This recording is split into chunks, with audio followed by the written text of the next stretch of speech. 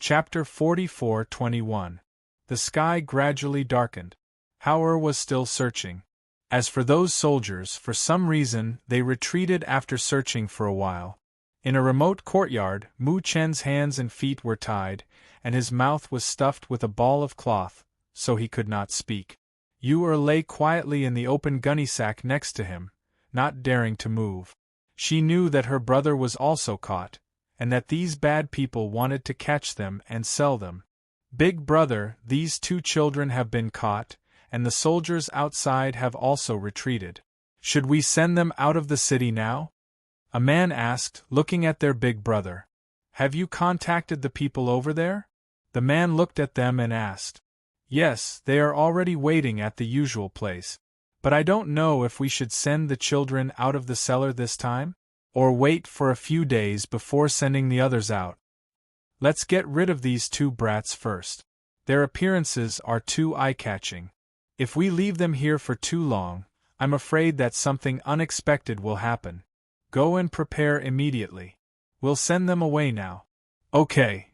They quickly arranged and secretly sent them out of the city under the cover of the night. On the other side, Pan Ning, who was slightly drunk with a few friends, was waving goodbye to them when a low-key but luxurious carriage slowly came and stopped in front of him. Just as he was about to get into the carriage, he caught a glimpse of a small figure walking in the night. He raised his eyebrows and looked. Wasn't it one of the three children who ate in the restaurant during the day? He suddenly spoke, frowning slightly.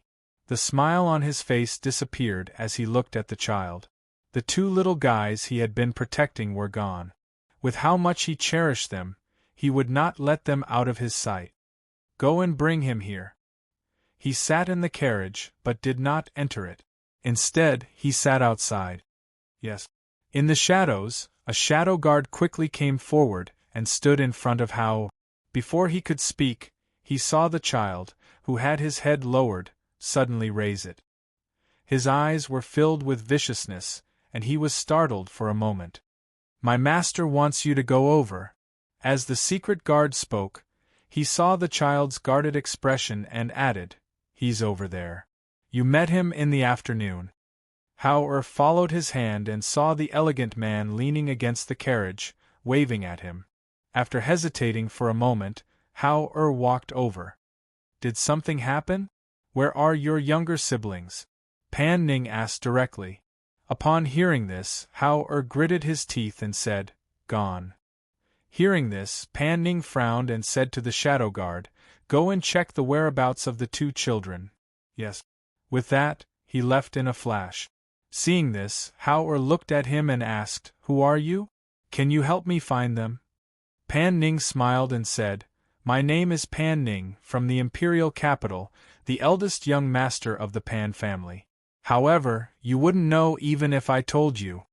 He waved his hand and patted the seat beside him, saying, Come up and sit for a while. Tell me, how did you manage to make them disappear? Hao paused for a moment, walked forward and asked again, Can you find them? Pan Ning smiled and said, With my connections, of course, there's no problem. Of course, as long as they are still in the city. Chapter 44:22. After listening to him, Pan Ning shook his head and sighed. I've already warned you. You three children are too eye-catching outside. It's easy to be targeted. As he spoke, he looked at the children's cold faces and said, With your looks, not only will human traffickers target you, even those with dirty intentions will target you. Therefore, you can imagine how dangerous it is for the three of you to be outside. Hao pursed his lips and didn't speak. He only wanted to know where his brother and sister were now. Seeing him sitting there with his head lowered and lips pursed with self-blame, Pan Ning smiled. Don't worry. We lost them in the evening. We'll find them now. Pan Ning's subordinates were very efficient. In less than an hour, the secret guard had found out who had captured them. He whispered into Pan Ning's ear about the people behind these people and saw Pan Ning's face turn cold. However, before he could speak, he saw the child sitting next to him suddenly leap into the night. He couldn't help but be shocked by the way he moved. This child actually has such skills? He muttered. When he came back to his senses, he saw that Hao had already entered the alley. His face changed and he said, "Quickly follow him. This child probably heard what you said just now." He quickly got out of the carriage and rushed into the night with the secret guard. That's right. Hao heard what the secret guard said to Pan Ning. He was a cultivator and sat next to Pan Ning. No matter how low the secret guard's voice was, he could still hear it. After learning the location from the secret guard, he quickly went to the alley. He had passed by the alley courtyard that the shadow guard had mentioned several times today, but he didn't know that his younger brother and sister were locked up inside. Thinking of this, his eyes shot out a fierce light like that of a wolf cub. Daring to capture his younger brother and sister, he would definitely not let those people off. When he found the courtyard, he could faintly hear the sound of drinking and having fun inside. He directly lifted his foot and kicked open the courtyard door and walked inside. Who dares to behave atrociously here? The people drinking inside heard the sound and came out to take a look. When they saw that it was the boy from the day, they couldn't help but sneer. "Yo!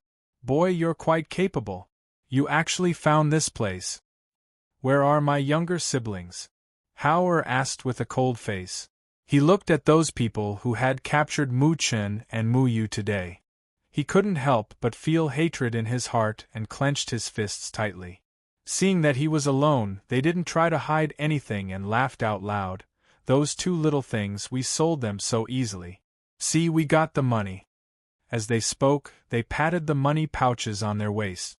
Upon hearing this, Hao-er's eyes turned red. "Sold? How dare you betray my brother and sister? Where did you sell them? Ha ha ha ha ha, if we don't tell you, what can you do to us? Little brat, hurry up and scram. Otherwise, humph." The leader snorted coldly. If it wasn't for the fact that this brat was too old, he wouldn't have left him here. "Damn it! All of you deserve to die." Hao-er's voice turned cold. He loosened his clenched fists and moved his hand. The dagger tied to his leg was in his hand.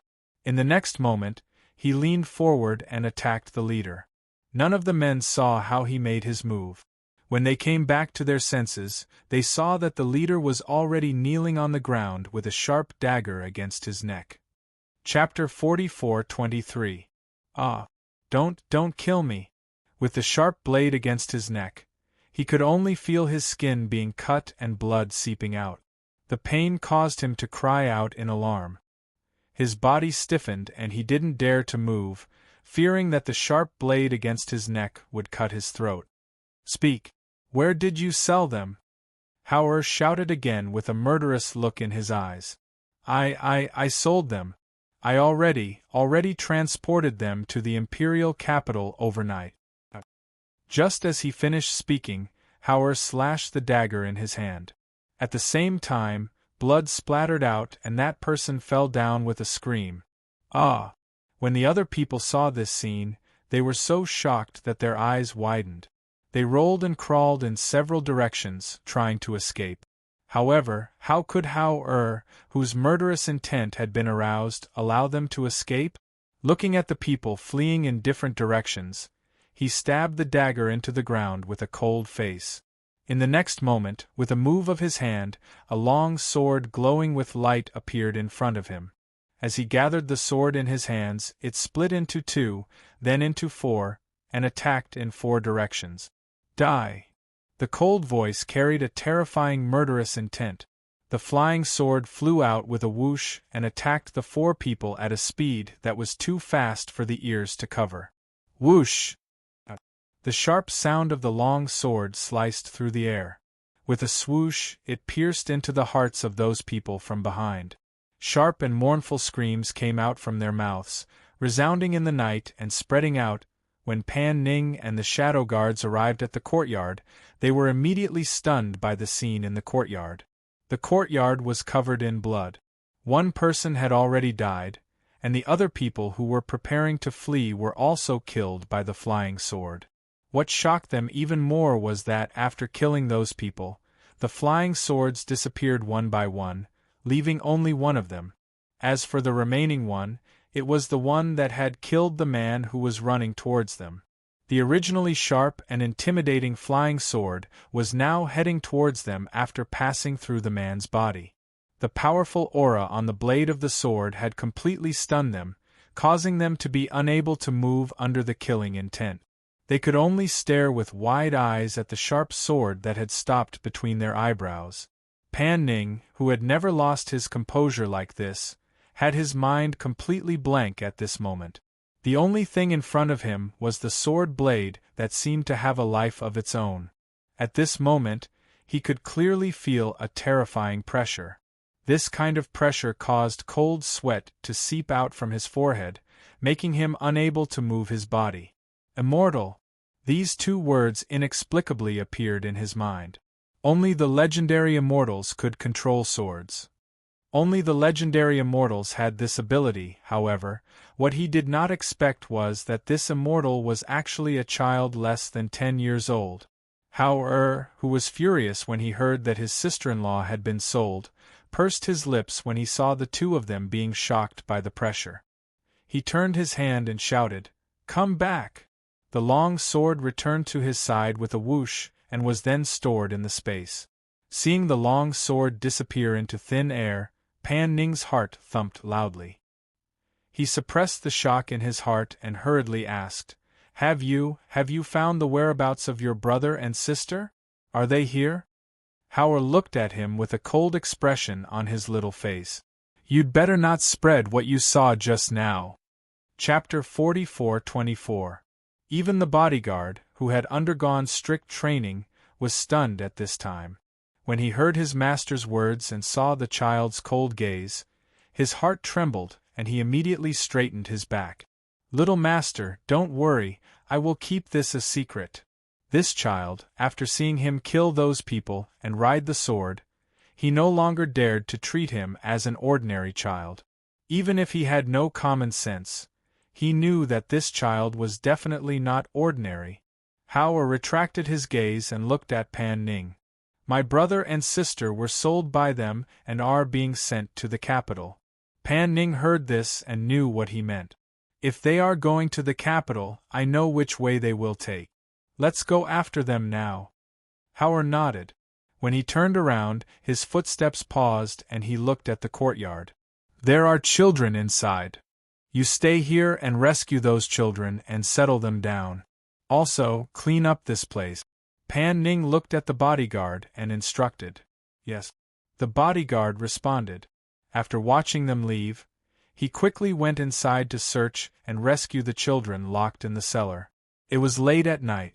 At the same time, on the mountain road out of the city, a horse carriage was galloping.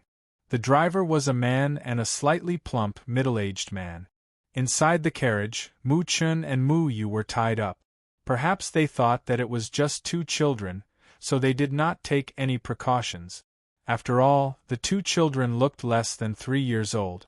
What could they do at such a young age? At this time, in the carriage, the two children who were originally closed quietly opened their eyes. Those people used drugs on them, but those drugs did not seem to have any effect on their bodies.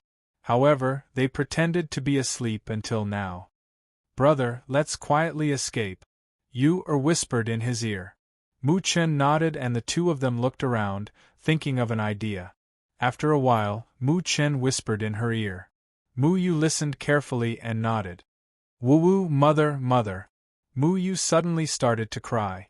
At this time, Mu Chen also anxiously called out, "Sister, sister, what's wrong?" The slightly plump, middle-aged man driving the carriage outside heard the commotion and frowned. He lifted the curtain and asked, "What's wrong with you two?" He was puzzled. They were clearly drugged, so how did they wake up so quickly? "My stomach hurts." Yu pursed her lips and said with a crying voice, "You two are so troublesome." The slightly plump, middle-aged man glared at them unhappily and then shouted, "Stop by the side and let the two children go to relieve themselves. Come here, I'll help you untie the rope," the middle-aged man said in an unfriendly tone. Yu obediently went over.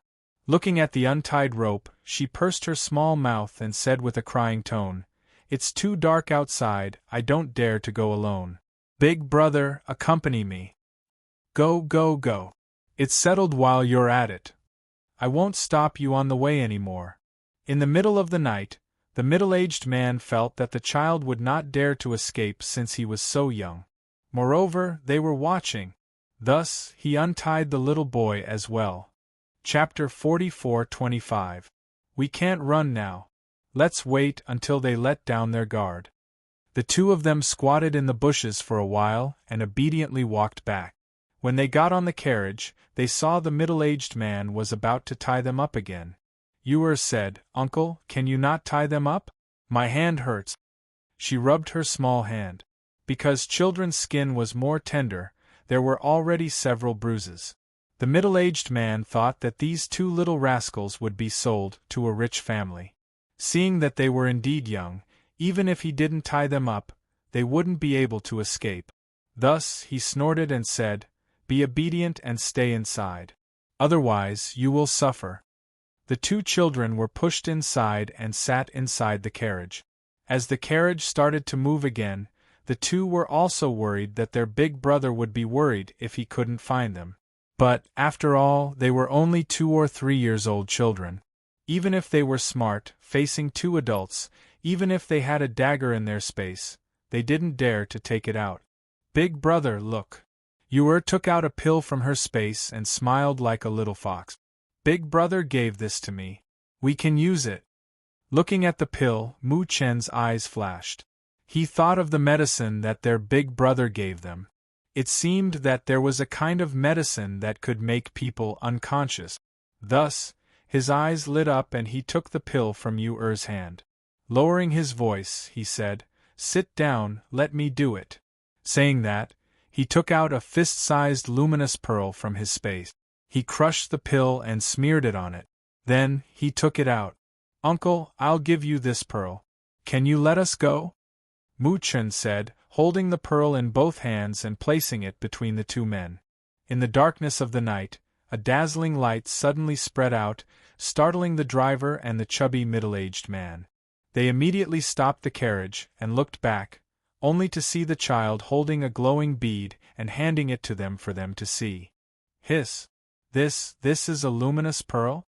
The chubby middle-aged man sucked in a breath of cold air and somewhat inconceivably moved forward.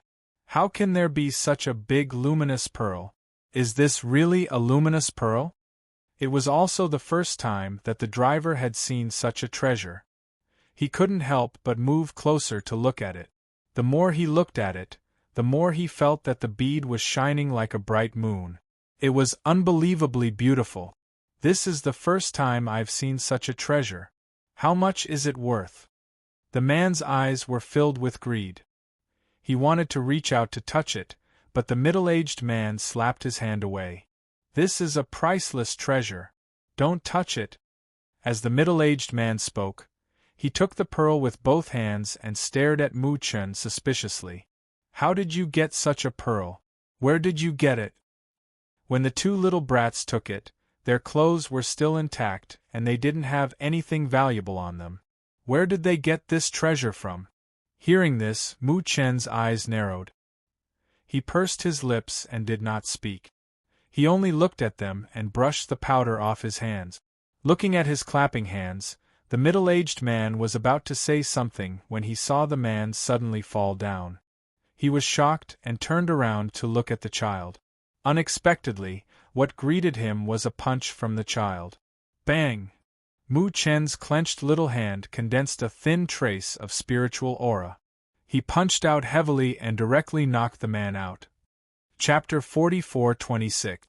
"Ah!" The chubby man cried out in pain as he fell backward and rolled out of the carriage.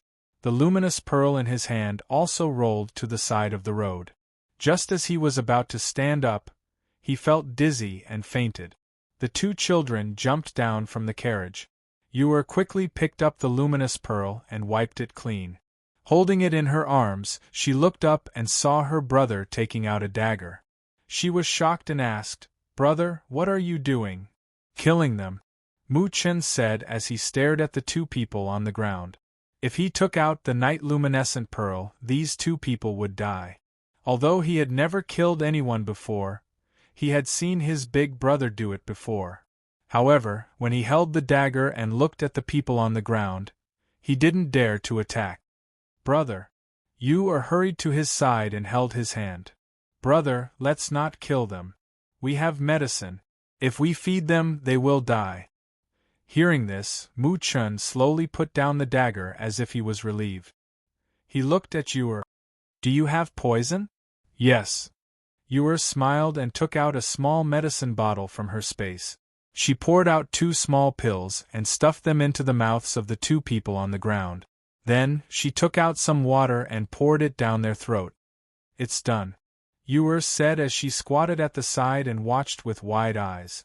She pestered her brother to give her the medicine, but her brother only said that it was poison and that people would die if they ate it.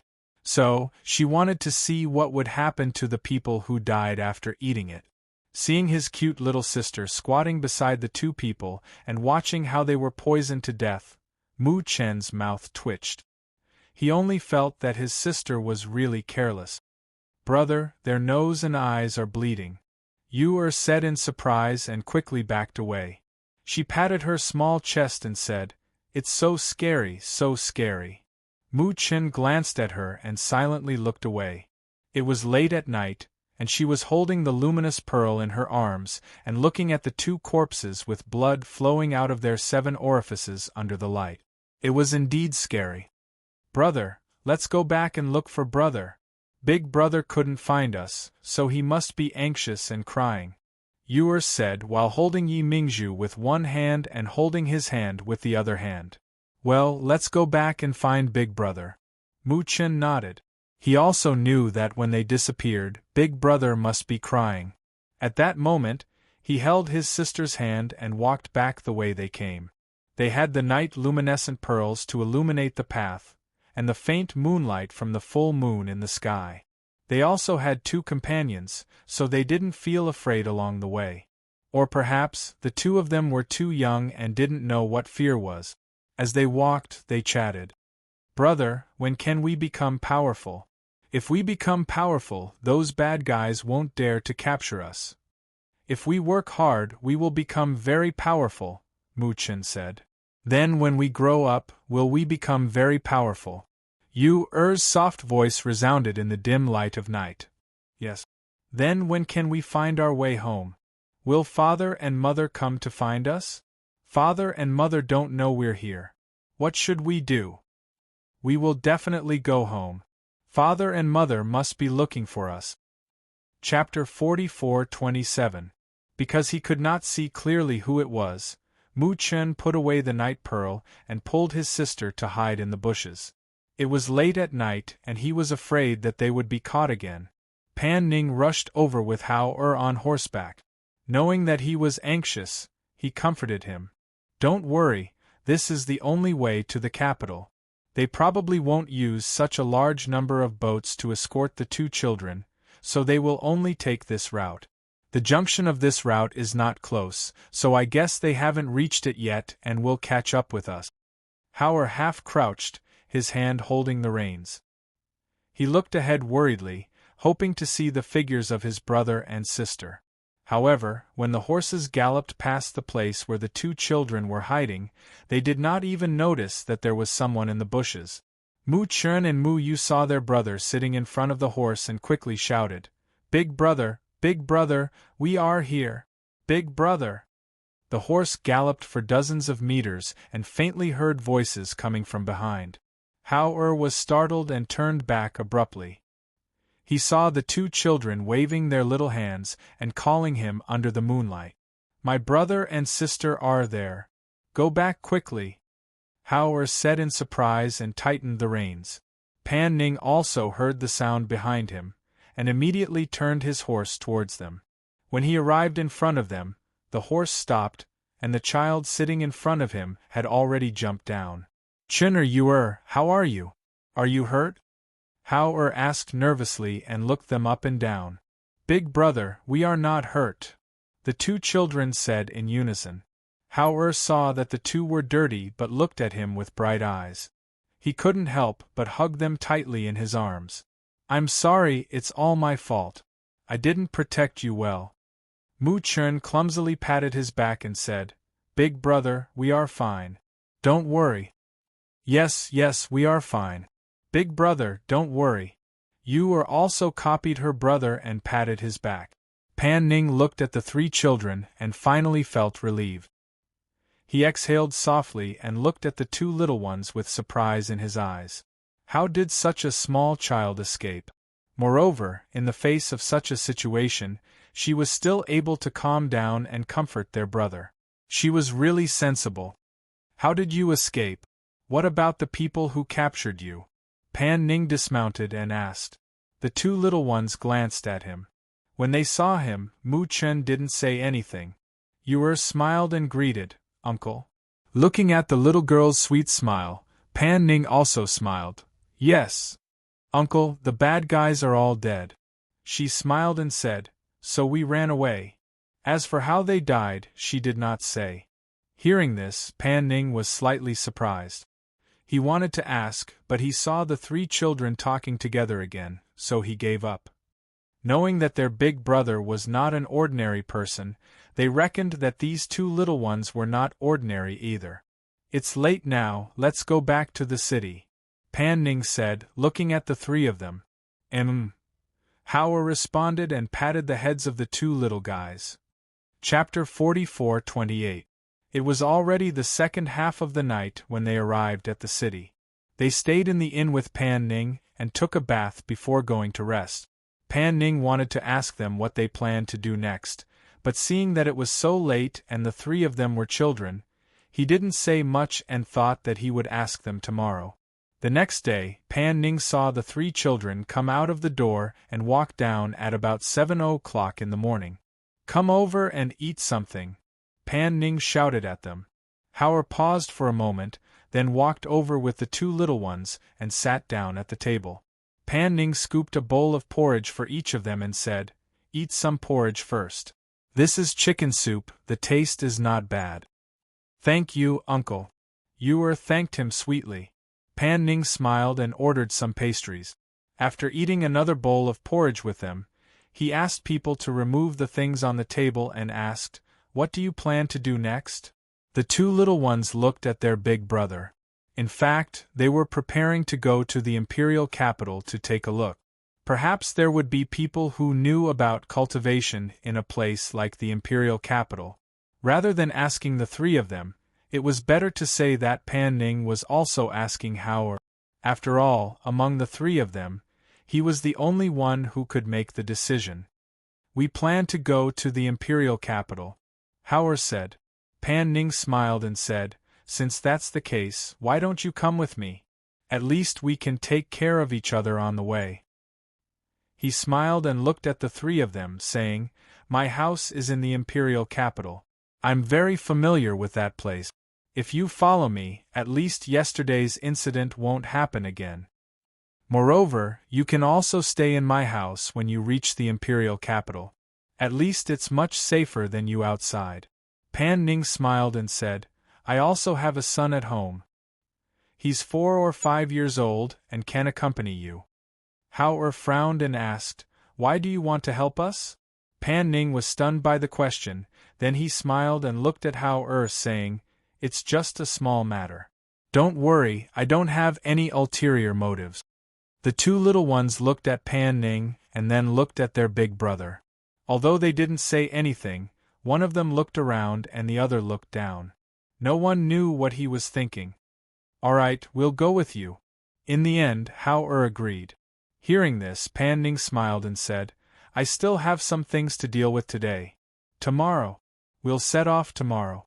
You can have a good rest. If there's anything you want to buy, I'll let the guards accompany you. Yes. Hao responded and brought his younger brother and sister to the room upstairs. Pan Ning also left the room not long after. In the room, Mu Chen looked at him and asked, Brother, are we really going with him? Yes, it will be better to follow him, Hao said. With a thought, he took out the communication jade and tried to contact his mother. However, the communication jade didn't work at all. "Take out yours and try." Hao Er gestured. Thus, Mu Chun and Mu Yu also took out their communication jade tablets to try, but there was still no response. It might have been cut off. Chapter 44-29. On the other side, Xianyuan Mose and Fengjiu arrived at the palace where Sovereign Black Tortoise was. The two of them sat in the palace, drinking tea as they waited for Sovereign Black Tortoise to arrive. Hearing that Xianyuan Mose and Fengjiu were here, Sovereign Black Tortoise did not have time to be surprised. He hurried over with his wife and child. Before he entered the palace, laughter rang out. "Ha ha ha ha! I heard that Sovereign Green Dragon and Ghost Doctor are here. What a surprise!" He strode in and cupped his hands in greeting, saying, "This is the first time the two of you have come here. You should stay here for a few more days so that this lord can properly act as a host." Xianyuan Mose and Fengjiu stood up and bowed. At the same time, they looked at Madame Black Tortoise and the child in her arms. "Ha ha ha, you've met my wife before. This is my son. I heard that you're here, so I asked my wife to bring my son along," Sovereign Black Tortoise said with a smile. "Greetings, Sovereign Green Dragon and Ghost Doctor." The beautiful woman held the child and bowed slightly. "Madam, you don't have to be so polite," Fengjiu said as his gaze fell on the child in her arms. This was Hao Er's younger brother. Come, sit." Sovereign Black Tortoise invited them to sit. He smiled and said, "I heard that the two of you finally got rid of the Demon Lord. Even the Black Lotus of Destruction disappeared from the world. Congratulations!" Xianyuan Mose and Fengjiu couldn't help but look at each other when they heard the congratulatory words. Both of them smiled bitterly. Seeing their strange expressions, Sovereign Black Tortoise was slightly surprised. He asked, "What's wrong? From the looks of it, you two don't seem to be very happy." Xianyuan Mose sighed softly and said, "Today, we're here to explain something to Sovereign Black Tortoise." Seeing his serious expression, the Black Tortoise Sovereign's heart skipped a beat. He asked, "May I know what the Azure Dragon Sovereign is talking about?" Not long ago, not long after we returned home, the Devil Cultivators came out to wreak havoc. In the end, even the Devil Lord appeared and fought with us. I think the Black Tortoise Monarch already knew about it," Xianyuan Mose said in a low voice, his gaze landing on him. The Black Tortoise Overlord nodded. "I've known about this for a long time. The commotion that day was so great that all parties were alarmed. However, no one knew exactly what happened during that battle. I was seriously injured in that battle. There were countless casualties. Although the Demon Lord died in the end and the Black Lotus of Destruction disappeared with him, there is one thing that the outside world does not know," Xianyuan Mose said slowly. Thinking of the scene that day, his heart was heavy. The Black Tortoise Monarch and his wife looked at each other and did not say anything. However, from their expressions, they could faintly tell that this was not a good thing. In order to take revenge on us, the Devil Lord used his heart's blood to activate the Blood Curse Ancient Array and sent the three children away through the Blood Curse Ancient Array. At the same time, he cut off our connection with them. Until now, we still do not know where they are." Fengjiu continued Xianyuan Mose's words. He looked at the Black Tortoise Monarch and his wife and said, "Not only are our children missing, even Hao Er is missing with them." "What?" the Black Tortoise Monarch and his wife exclaimed in shock. They stood up abruptly. "You mean, Hao Er's whereabouts are unknown?" "Yes," Fengjiu replied and looked down. Chapter 44-30. Although the child had not been close to them since he came back, he was still their flesh and blood. He was a child that they had carried for 10 months. Now, he was missing. Why is my child's life so bitter? She hugged the child in her arms and sobbed softly. She thought of the suffering he had experienced when he was young. It had only gotten better in the past few years, but now he was missing again. Her child was not even 10 years old and was wandering outside. What if something happened to him? Thinking of this, her tears fell uncontrollably. Sob, Your Highness, sob. The child in her arms saw his mother crying, and also cried. For a moment, the atmosphere in the hall seemed somewhat depressing and sad. I'm sorry. It's my fault. If I hadn't let him stay by our side, this would not have happened, Fengjiu said guiltily. Alas! Monarch Xuanwu sighed and said, Ghost Doctor, you don't have to say these words. All these years, you have treated Hao like your own. We also know that. No one feels good when something like this happens. Moreover, your biological child is missing at such a young age. This is what makes people worried. Monarch Xuanwu sighed softly. He looked at Fengjiu, who was dressed in red but did not have much spirit. He knew in his heart that she probably did not have a good time during this period of time.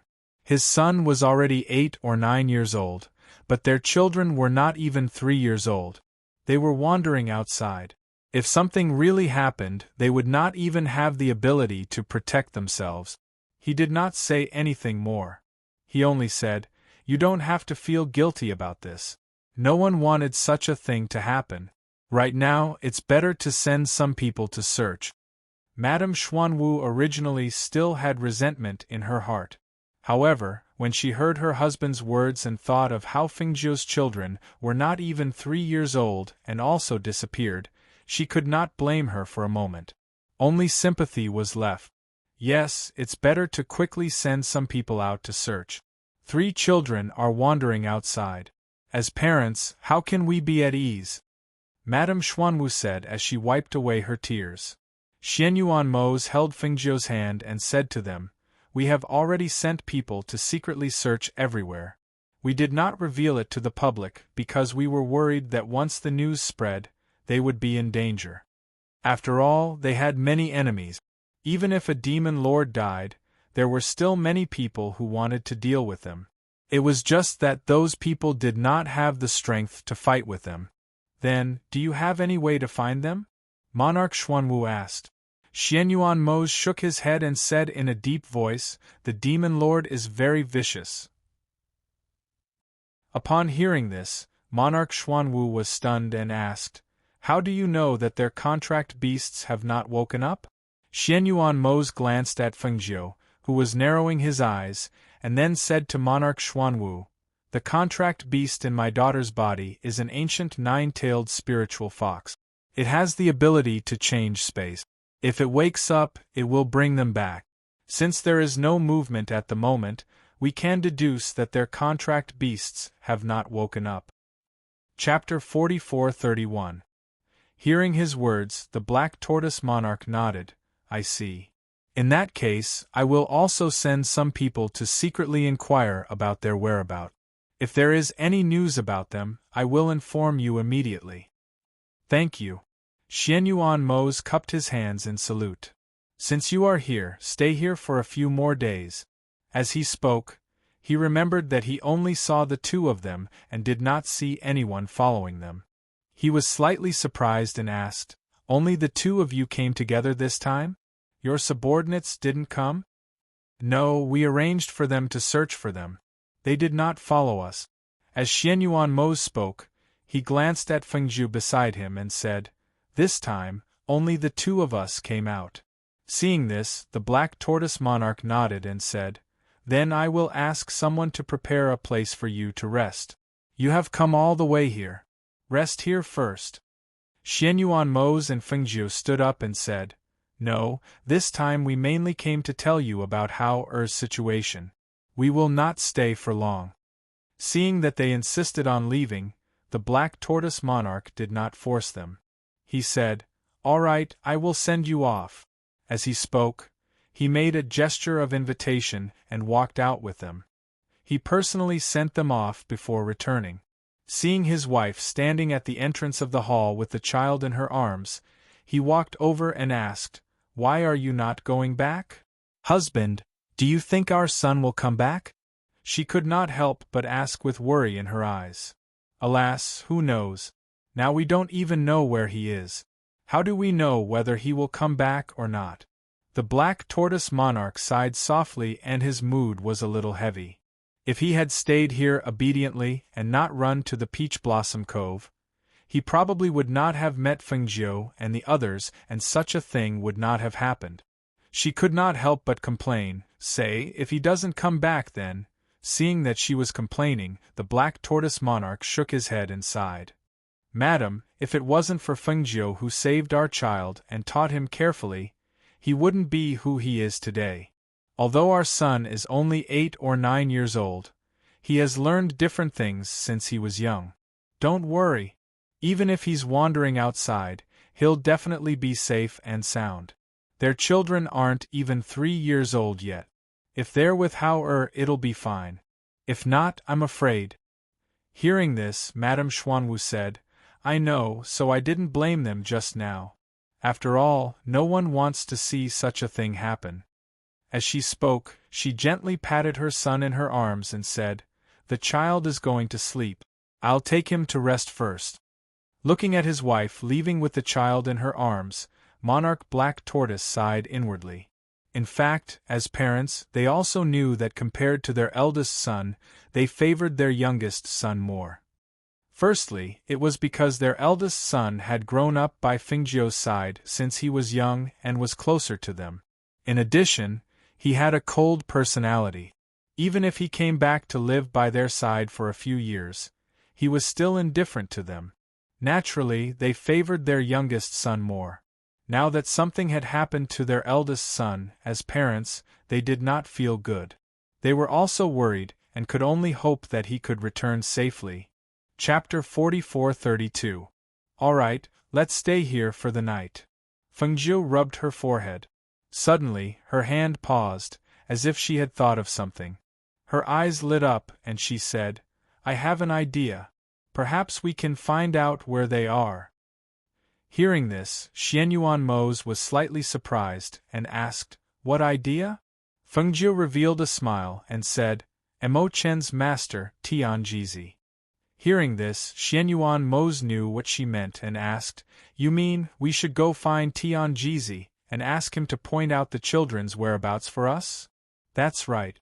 Fengjiu nodded, and said, Instead of searching aimlessly in this vast sea of people, why don't we go find Tianjizi?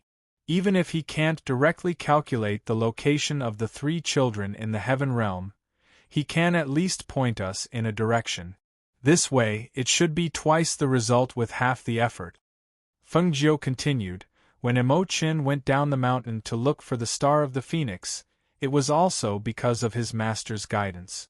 Since this is the case, why don't we give it a try? If that's the case, then let's go tomorrow. Xianyuan Mose said as he held her in his arms and entered the inn first. They went to the first floor and sat down by the window, and he said, But today you have to eat something good. You haven't eaten much recently, and you don't look very energetic. Yes, I will, Fengjiu said. Thinking that they would soon have clues about the children, her mood gradually improved. Thus, Xianyuan Mose ordered a bowl of ginseng chicken soup, and a few dishes and rice that she liked to eat, and said, Drink a bowl of soup first, then eat. After eating, we'll go out for a walk to digest the food, and then come back to rest. Okay. Fengjiu answered, and drank a bowl of soup first, then began to eat. The two of them finished their meal in the inn, and paid for their room and meal. Then, they went out for a stroll in the street. The Black Tortoise Palace was located in mid-air above the Black Tortoise continent, deep within the clouds. Ordinary people could not go there, so it was relatively safe. After they left there, they casually came to the town below. Now, looking at the prosperity of the city, the two of them felt that this area was not bad under the rule of the Black Tortoise sovereign. At least from the looks of it, the people here seemed to be living quite well. I've heard from Du Fan that the Black Tortoise continent is well managed. Now it seems that it's true, Fengjiu said as he walked slowly with Xianyuan Mose beside him. There are conflicts everywhere. We can only see the surface. However, compared to other places, this city is quite prosperous, Xianyuan Mose said slowly. The two of them chatted as they walked, and they were already used to the stunned gazes of the people around them. Therefore, they did not pay much attention to the gazes that fell on them. However, among those gazes, there were a few that were faintly looking at Fengjiu with a predatory gaze. As soon as that gaze landed on her, it wasn't just her, but Xianyuan Mose also sensed it right away. With the strength of the two of them, the gazes of those people could not hide from their keen senses. Fengjiu did not pay attention to them, but Xianyuan Mose glanced at them indifferently. Those gazes were from a few men in brocade clothes on the second floor of a nearby restaurant. He only glanced at them coldly, then retracted his gaze. However, those men who were staring at Fengjiu suddenly screamed and held their heads with both hands. Hiss! Chapter 44-33. Oh no! It's a divine sense attack. A middle-aged man's expression changed, and he hurriedly helped up a man in embroidered robes who had fallen to the ground. Young master! Young master! Quickly help the young master back. The second floor of the restaurant was in a mess. Everyone gathered around and whispered. They only knew that the young masters of several families in the city were carried back together, but they did not know what had happened. Fengjiu did not even look at the scene in the restaurant. She walked with Xianyuan Mose, and the two of them strolled around the city. In the evening, the two of them were ready to go to the inn, but at this time, they were surrounded by hundreds of people. Elder, it's these two people. Yes, family head, it's them. It's this man who used his divine sense to hurt the young master. Several clans surrounded Xianyuan Mose and Fengjiu. They couldn't help but rage when they thought about how their sons had been injured by the divine sense and couldn't recover and advance in a short period of time. Who are you? Why did you hurt my son? A family head shouted angrily. He released his pressure and glared at the indifferent two people in front of him. It was undeniable that the appearances of these two people were extremely outstanding. Even if he had seen all kinds of people, he still couldn't help but secretly praise them. However, these two people shouldn't have hurt his son. This was truly intolerable. Who are you? Tell us your names. Another elder shouted angrily. How dare you hurt the young masters of our families? I think you don't want to live anymore. Who sent you here? What are you trying to do by hurting the young masters of our families? Shouts rang out one after another, and the surrounding people couldn't help but retreat. Only the hundreds of people brought by these few clans were left on the large street. You want to know who we are? Fengjiu glanced at them, and a faint smile appeared on her lips. If I tell you, I'm afraid your legs will go weak. What an arrogant and ignorant woman! An elder shouted. In this city, our families are the most respected. If you want to behave atrociously, you should ask around and see if our families are easy to mess with. What's the point of talking so much nonsense with them? This woman has a demonic face that can bring calamity to a country and its people. She will be a scourge if we keep her alive. Why don't we just kill her? Another middle-aged man said as he stared at Fengjiu with a murderous look. That's right. Let's kill them. Another person agreed. A thin elder stared at Fengjiu, and a strange light flashed in his eyes. He said, It's too easy to kill her. Why don't we kill the man beside her? As for the woman, I'll bring her back to test. Xianyuan Mose and Fengjiu listened to them talking. Some said to kill her, some said to bring her back to test medicine, and some even said she was a disaster. Xianyuan Mose's face gradually turned cold, and a trace of killing intent flashed in his deep black eyes. However, these people did not know. Fengjiu smiled. She sneered in her heart at their comments. Her cold gaze swept across their mouths as she said to Xianyuan Mose beside her, You're right. No matter where you are, there will always be dispute. Especially those things that can't see the light of day, they can't be avoided. Chapter 44-34. Fengjiu smiled and said, Why would we need you to deal with these people? However, do you believe that even if we say our names, they won't believe us? Hearing this, Xianyuan Mose's expression changed slightly. He looked at her and the corners of his lips curled up slightly, but he didn't say anything. She smiled and her eyes glowed. Her gaze fell on the leaders of the group. She imitated them and raised her chin arrogantly. She asked, "Do you know who we are?" Hearing this, those people were slightly startled. They couldn't help but look at each other. One of them narrowed his eyes and asked, "Who are you?" "I am the ghost Dr. Fengjiu, and he is my husband, Xianyuan Mose." Sure enough, the moment her voice fell, the surroundings fell silent. Then, a burst of laughter erupted. "Ha ha ha ha ha! She actually said that she is the ghost Dr. Fengjiu? Ha ha ha ha ha! What a joke, what a joke! She actually dares to impersonate the ghost Dr. Fengjiu? She even said that the person beside her is Xianyuan Mose? Does she know that Xianyuan Mose is the Azure Dragon Sovereign, and that ghost Dr. Fengjiu is the Star of the Phoenix?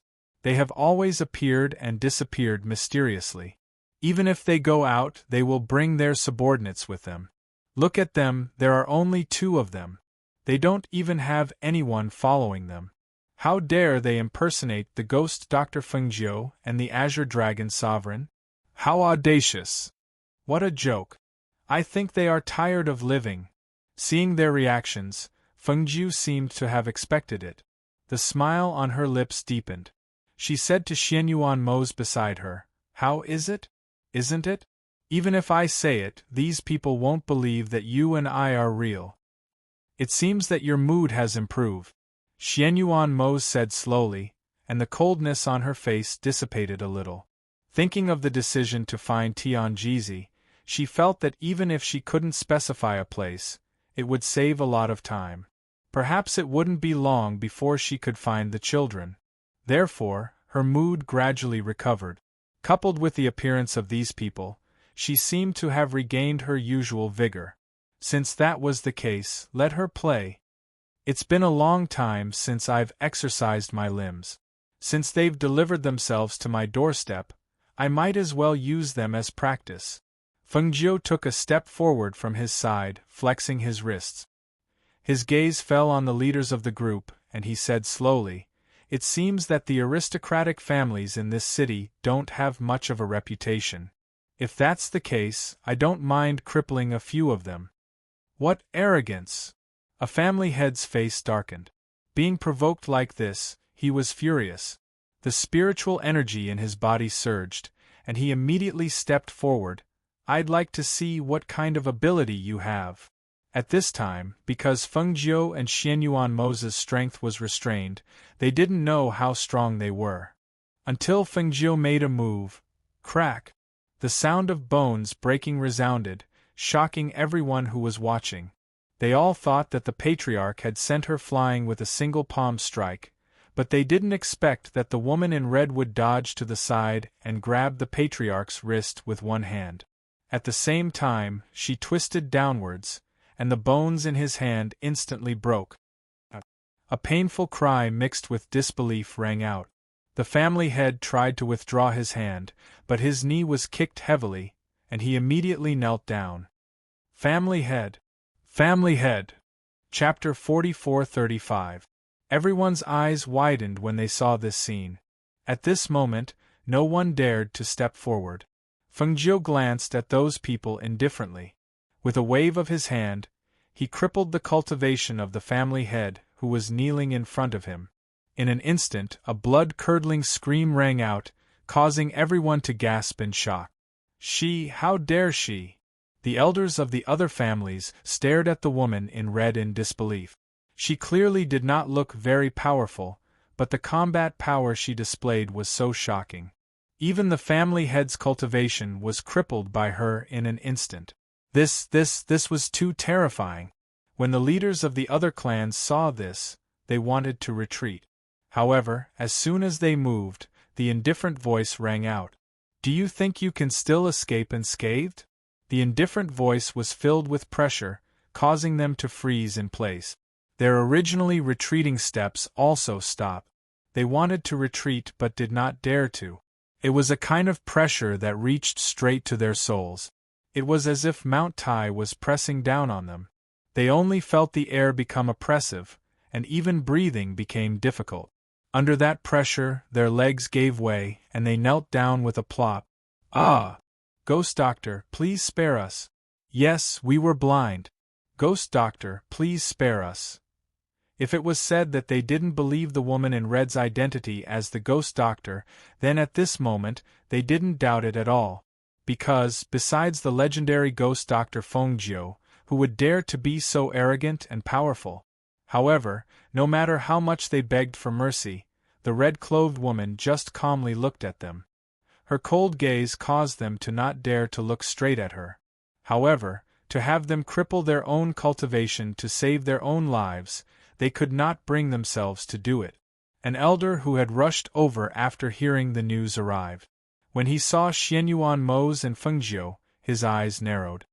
"Azure Dragon Sovereign, Ghost Doctor." He immediately stepped forward and bowed. "Greetings, greetings, Azure Dragon Sovereign, Ghost Doctor." Cold sweat seeped out of his forehead, and his face turned pale. "And who are you?" Feng Jiu glanced indifferently, and his gaze landed on the elder. Replying to the Ghost Doctor, this old man is a member of the Wu clan. Because I knew that my subordinates had caused trouble, I specially came to take a look. I didn't think that I would have offended the Ghost Doctor. I ask for your forgiveness." The old man hurriedly said, half bowing, not daring to stand up straight. Hearing this, Feng Jiu smirked. "If that's the case, then cripple their cultivations. I will not pursue this matter." Hearing this, the elder hurriedly replied, "Yes, yes. Thank you, Ghost Doctor, for your mercy." He immediately turned to look at the leaders of the various families and shouted, "Ghost Doctor, you blind idiots! Today, Ghost Doctor, you'd better get the hell over here." However, none of them dared to step forward. At this moment, they were all kneeling on the ground. They did not even have the strength to stand up. Their faces were ashen, and their lips trembled. They could not even beg for mercy.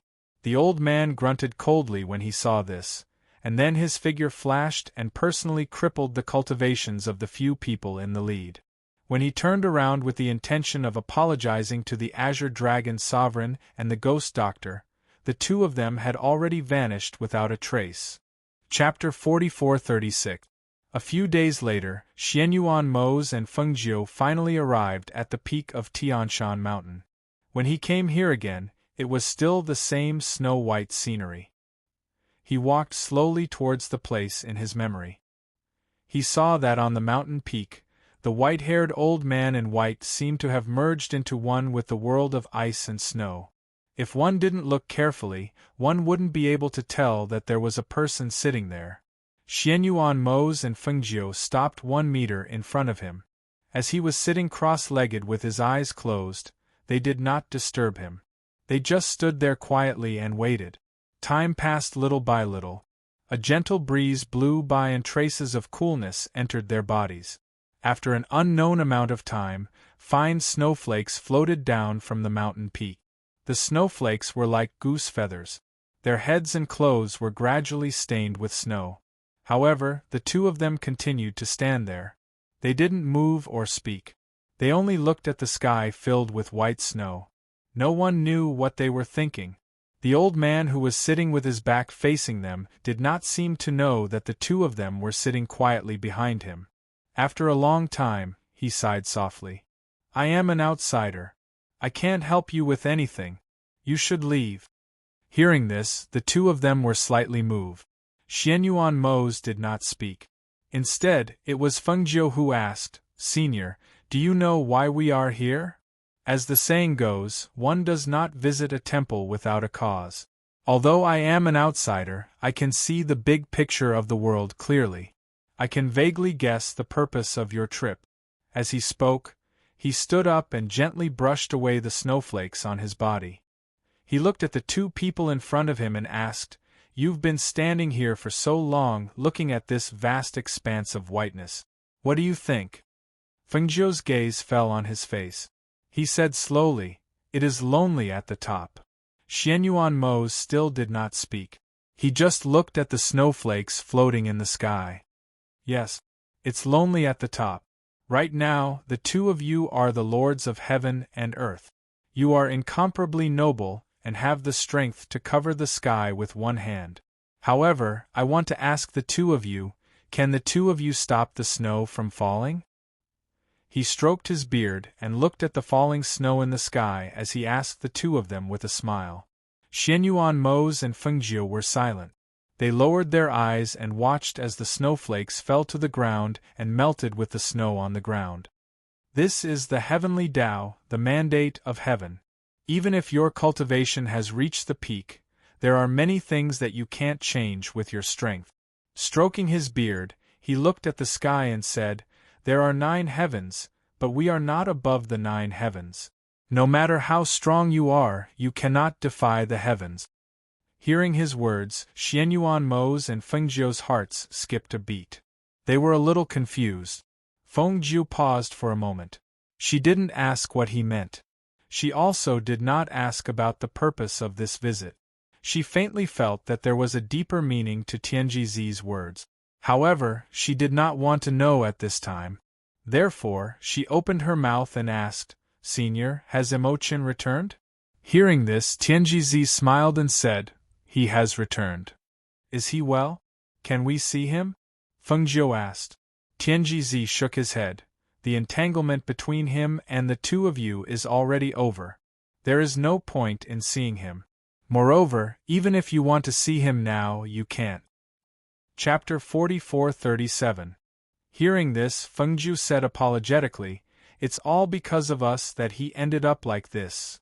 Tianjizi shook his head again and smiled. "No, it's the will of the heavens that should be like this. It's his destiny to experience this death tribulation. What's more, this life and death tribulation is also a great secret to him. Not everyone can cultivate the initial stage of immortal body.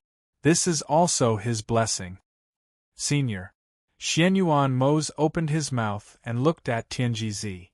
"Senior, you can pry into the secrets of the heavens. Please give us some pointers. Where is our child now? Is he in danger? Where can we find him and bring him back?" Tianjizi smiled and shook his head again. "I just said that there are some things that you can't stop. This is the will of the heavens. With your strength, even if you find him, what can you do? The tribulation that they have to go through, the pain that they have to suffer, they have to suffer. As the saying goes, if it's a blessing, it's not a disaster. If it's a disaster, it can't be avoided. Why insist on forcing it?" Hearing this, the two could not help but fall silent. Did this mean that they did not have to look for him? How could it be? Those were their children. They were still so young. How could they not look for him? Fengjiu paused for a moment, looked at him, and asked, "Senior, the black lotus of destruction disappeared with the death of the demon lord. Has it also been destroyed between heaven and earth?" Tianjizi stroked his beard and smiled. "The black lotus of destruction disappeared. Have you seen its seed?" Fengjiu's heart skipped a beat. He had a bad premonition. "What do you mean?" "That's an ancient object. Even if the black lotus flower is destroyed, it will eventually return to become a lotus seed. How can an ancient object be destroyed so easily? Not seeing the lotus seed does not mean that the black lotus of destruction no longer exists in this world," Tianjizi said slowly. Looking at their sudden change of expression, he smiled. "However, you don't have to worry. From a lotus seed to a lotus flower, it's not a day's work. What's more, the black lotus was destroyed under such circumstances. Perhaps, for hundreds of years or even thousands of years, the black lotus will not appear in the world. It's just that," he paused, looked at the two, and said, "the heavenly Tao is the most changeable. Who can be sure?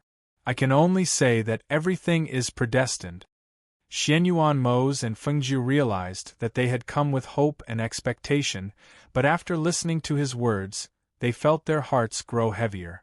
Tianjizi's words had a hidden meaning, but he didn't explain it clearly. It really made them feel uneasy, but they didn't have any clue. "Senior, it's not that the mandate of heaven can't be violated, and it's not that the heavenly Tao can't be changed. Now we just want to know where our child is. Is it possible that you are in danger?" Xianyuan Mose asked in a low voice. He looked at Tianjizi with his deep eyes, wanting to get an answer. Seeing this, Tianjizi smiled. He clasped his hands behind his back and looked into the distance. He said, "Every night I observe the stars. I can see the changes in the fate stars and the general trend of the world. They were originally people without fate stars and were not accepted by the heavens. However, when they were born, a strange phenomenon appeared in the heavens and they received the blessings of the 8 monarchs. Not long ago, 2 fate stars lit up in the sea of stars." Chapter 44:38. Hearing this, Xianyuan Mose and Fengjiu looked at each other and secretly heaved a sigh of relief. No matter what, turning misfortune into blessing was a good thing. It's just that if you want to find them, it will be difficult. Tianjizi looked at the two and said, "The ancient blood incantation formation is no small matter. It's not something that can be broken through in a day. Moreover, this should be their calamity. Even if you want to protect them, you can't. But they are so young. Are we just going to do nothing?" Fengjiu couldn't help but say. Tianjizi smiled and said, "No, you are deeply related. After this parting, it won't be too long. Moreover, since you can find me here, I will naturally point out a way for you." Hearing this, Fengjiu was delighted and said, "Senior, please enlighten us. Then I will use your fingertips as a guide." Tianjizi said and motioned for the two to reach out their hands. Seeing this, Xianyuan Mose and Fengjiu immediately reached out their hands. With a wave of his hand, their fingertips were stung and a drop of blood seeped out. Tianjizi's hands formed a blood incantation formation and an ancient formation was formed under their feet. In the next moment, the formation flashed and turned into a drop of blood that flew into the sky. After a moment, the drop of blood fell down and disappeared. Tianjizi watched quietly until the drop of blood disappeared. Then he looked at the two and said, "See? With the blood as a guide, no matter how I tell you the exact location, I can only narrow the scope of your search." He paused and said, "Your children are now in the southeast of the lower realm. Follow this clue and find them." Hearing this, the two immediately cupped their hands and bowed. "Thank you for your guidance, Senior." Tianjizi looked at the two and saw the joy on their faces. He paused for a moment and asked, "Your current strength is at the peak of the Divine King realm, right?" The two were slightly surprised and looked at him, not understanding the meaning of his words. Tianjizi smiled and said, "Above the Divine King is the Supreme Being. This old man is looking forward to the time when you all reach the peak of the Supreme Being level." Xianyuan Mose and Fengjiu looked at each other. They felt that his words today had a deeper meaning, and this deeper meaning was worth exploring. Thus, Xianyuan Mose looked at him and said bluntly, "Senior's words today seem to have a hidden meaning. Why don't you say it clearly?" Tianjizi shook his head. "It's not time yet. Heaven's secrets cannot be revealed." Seeing this, they didn't ask any further. Instead, they cupped their hands and said, "Since that's the case, then we'll take our leave first. When we find a few children and return in the future, we'll bring them here to thank Senior. Go." Tianjizi looked at the two of them and said, "Remember, let nature take its course. Everything has its own destiny. Goodbye." The two of them cupped their hands again and said. Then, they gathered their energy and flew into the air. In the blink of an eye, they disappeared into the sky. Watching them leave, Tianjizi stroked his beard and murmured, "The phoenix star has appeared, and the deviant soul has entered the world. Breaking the 8 extremes of the heavenly way, you will become the master of the world. Fengjiu, you won't stop here." At this time, after Xianyuan Mose and Fengjiu left, they went straight back to the Feng residence. They planned to inform their family members and plan a place to search. After all, after the incident, they had not personally returned to the Feng residence to explain. Their family members must be very worried. Chapter 44:39. Grandfather. Fengjiu called out and walked towards him. "It's the two of you? Why didn't you say anything when you came back?" Feng Sanyuan calmed down. Seeing that it was the two of them, he asked anxiously, "Is there news of the 3 children?" Xianyuan Mose and Fengjiu looked at each other and said, "We came here this time to tell you about the situation. We have some clues, but we haven't found them yet." "Where did you come from?" Feng Sanyuan asked, his gaze falling on them. "Father, they just came back. Let them rest first." Feng Xiao walked over from behind and said to Xianyuan Mose and Fengjiu, "Your grandfather is also worried about the children, but since you're here, let's rest first. I see that you're travel-worn. You must be exhausted." The children's whereabouts were unknown. In terms of worry, it was likely that the two of them were the most worried. Look, it had only been a few days, but they looked a lot more haggard. Hearing this, Feng Sanyuan also came back to his senses. Seeing that the two of them were indeed travel-worn, and their expressions were somewhat tired, he hurriedly said, Right, if you're tired, then rest first." Fengjiu smiled slightly and said, "We're fine. Actually, we went to Tianjizi to ask him for guidance. Although we haven't found the children yet, we more or less have some clues." To prevent them from worrying, Fengjiu said, "According to Tianjizi, even if the children are wandering outside, they will be able to turn misfortune into blessing. Grandfather and father, don't worry too much. We will go and look for them. If we find them, we will bring them back." She briefly explained the matter to them, and they arranged for her to rest first. Returning to the familiar courtyard, when only the two of them were left, Fengjiu looked at Xianyuan Mose and said, "Say, what do you think Tianjizi meant by those words?" Xianyuan Mose shook his head and said in a deep voice, "I can't guess what he meant, but since he didn't say it, let's pretend that we don't know. For now, let's find our children first. As for other things, we will know in the future." She reached out and hugged his waist, leaned her head on his shoulder, and said softly, "I hope it's as he said, the children will be able to turn misfortune into blessing. They will." Xianyuan Mose hugged her and looked at the sky. On the other side, Hao Chen and Yu followed Pan Ning to the imperial capital. Looking at the bustling imperial capital, as well as the officers and soldiers guarding the city gate, the three children leaned on the window of the carriage to look, and their eyes flashed. Pan Ning looked at the three of them and said with a smile, "I'll take you to the mansion first. You must be tired from the journey. Rest well today. If you want to go out and play tomorrow, I'll have someone accompany you." "Is there a lot of people in your family?" Howard asked. He looked at him and said, "If we go like this, will we cause trouble for you?" Chapter 44:40. The two little ones were a little confused, so they looked at their elder brother. Howard didn't say anything after hearing what he said. He thought that since he was unfamiliar with this place, he might as well stay at his family's place for the time being. If their family was alright, then he would stay for the time being. If he left in the future, he could take out one or two things from his space to thank them.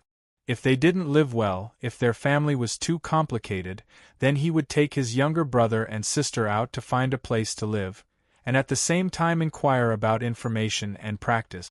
But before that, the things in the space couldn't be shown to others. After all, every one of his mother's things were very precious, especially to mortals. They were not ordinary things. Pan Ning didn't know that at such a young age, after hearing his words, his mind had already spun a few rounds. Seeing that he was sitting quietly and didn't speak, he also smiled and lifted the curtain to look at the bustling street outside. Returning to a familiar place, his mood also soared. That brat of his family, he didn't know whether he was mischievous again after he left for so many days. On the way, Pan Ning introduced the place and area to the three of them, as well as some rules in the city. After that, he looked at the three children and said, "At the foot of the imperial city, there is one thing you must remember." The three of them looked at him, waiting for his next words. Most of the people living in the imperial city are high officials and nobles. Moreover, at the foot of the imperial city, the patrols and guards are strict. If someone dies, they will be strictly investigated and dealt with. You must remember this point. When he said this, he looked at the three children. No one knew better than him how different these three seemingly harmless children were. Not to mention the elder one, just the twins, who were not even 3 years old, were able to escape from the hands of the human traffickers and even knew how to silence them. One could tell how different they were. Not to mention how who killed more than 10 people at the drop of a hat. Although he was young, his strength was enough to shock even him. He was afraid that with his young age, if he were to live in the imperial capital, it would be troublesome if he were to get into a quarrel or fight with someone in the future and take someone's life without saying a word. "Uncle Ning, are you saying that we can't casually kill people?" Yu asked with a smile. Her soft voice had a sweet smile, pure and lovely. "Yes." Pan Ning nodded. "No matter what happens, remember not to kill anyone. If someone dies, the consequences will be very serious. And Yu understands. We are good children, we won't casually kill people." She smiled. Her pair of beautiful eyes curved as she softly said. Pan Ning's mouth twitched when he heard this. He didn't know whether to laugh or cry. These 3 children were not ordinary children. In fact, he did not know whether it was right to bring them home. Would they cause any trouble for the Pan family? However, seeing that they were so young, if they were left alone, who knew what kind of trouble they would cause? Thus, it was better to have them by their side. Chapter 44-41. The 3 of them nodded seriously. In fact, they understood without him saying it. The carriage moved slowly until it turned into a quiet and secluded alley. After a while, it quieted down. Before they got off the carriage, they heard a child's excited voice. "Daddy is back! Daddy is back!" The 3 children in the carriage quietly lifted the curtain and looked out. They saw a 4 or 5-year-old boy running forward, followed by a beautiful woman and several servants. Pan Ning got off the carriage first and saw his son rushing over, so he picked him up. "Son, come, let Daddy see if you've gained weight again." He smiled and picked up his son, pinching his chubby little face. He smiled and looked at the woman behind him, softly saying, "Madam, I'm back." "Husband." The beautiful woman smiled and came to his side, hurriedly calling, "Ching, come down, your father is tired from the journey, how can you let him carry you again?" The child responded and came down from his father's arms. With one hand held by his mother and the other hand holding his father, he excitedly said, "Daddy, Daddy, let's go in quickly, I want to see the gift that Daddy bought for me." "Wait a moment." Pan Ning smiled and touched his son's head. Then he looked at the still carriage, walked forward, lifted the curtain and smiled. "Come down quickly." The beautiful woman held her son's hand and looked at the carriage in surprise. She saw a little boy walk out first and jump off the carriage by himself. Then, he turned around and carried a little girl who looked less than 3 years old out of the carriage. Immediately after, a little boy who looked exactly the same as the little girl also got off the carriage by himself.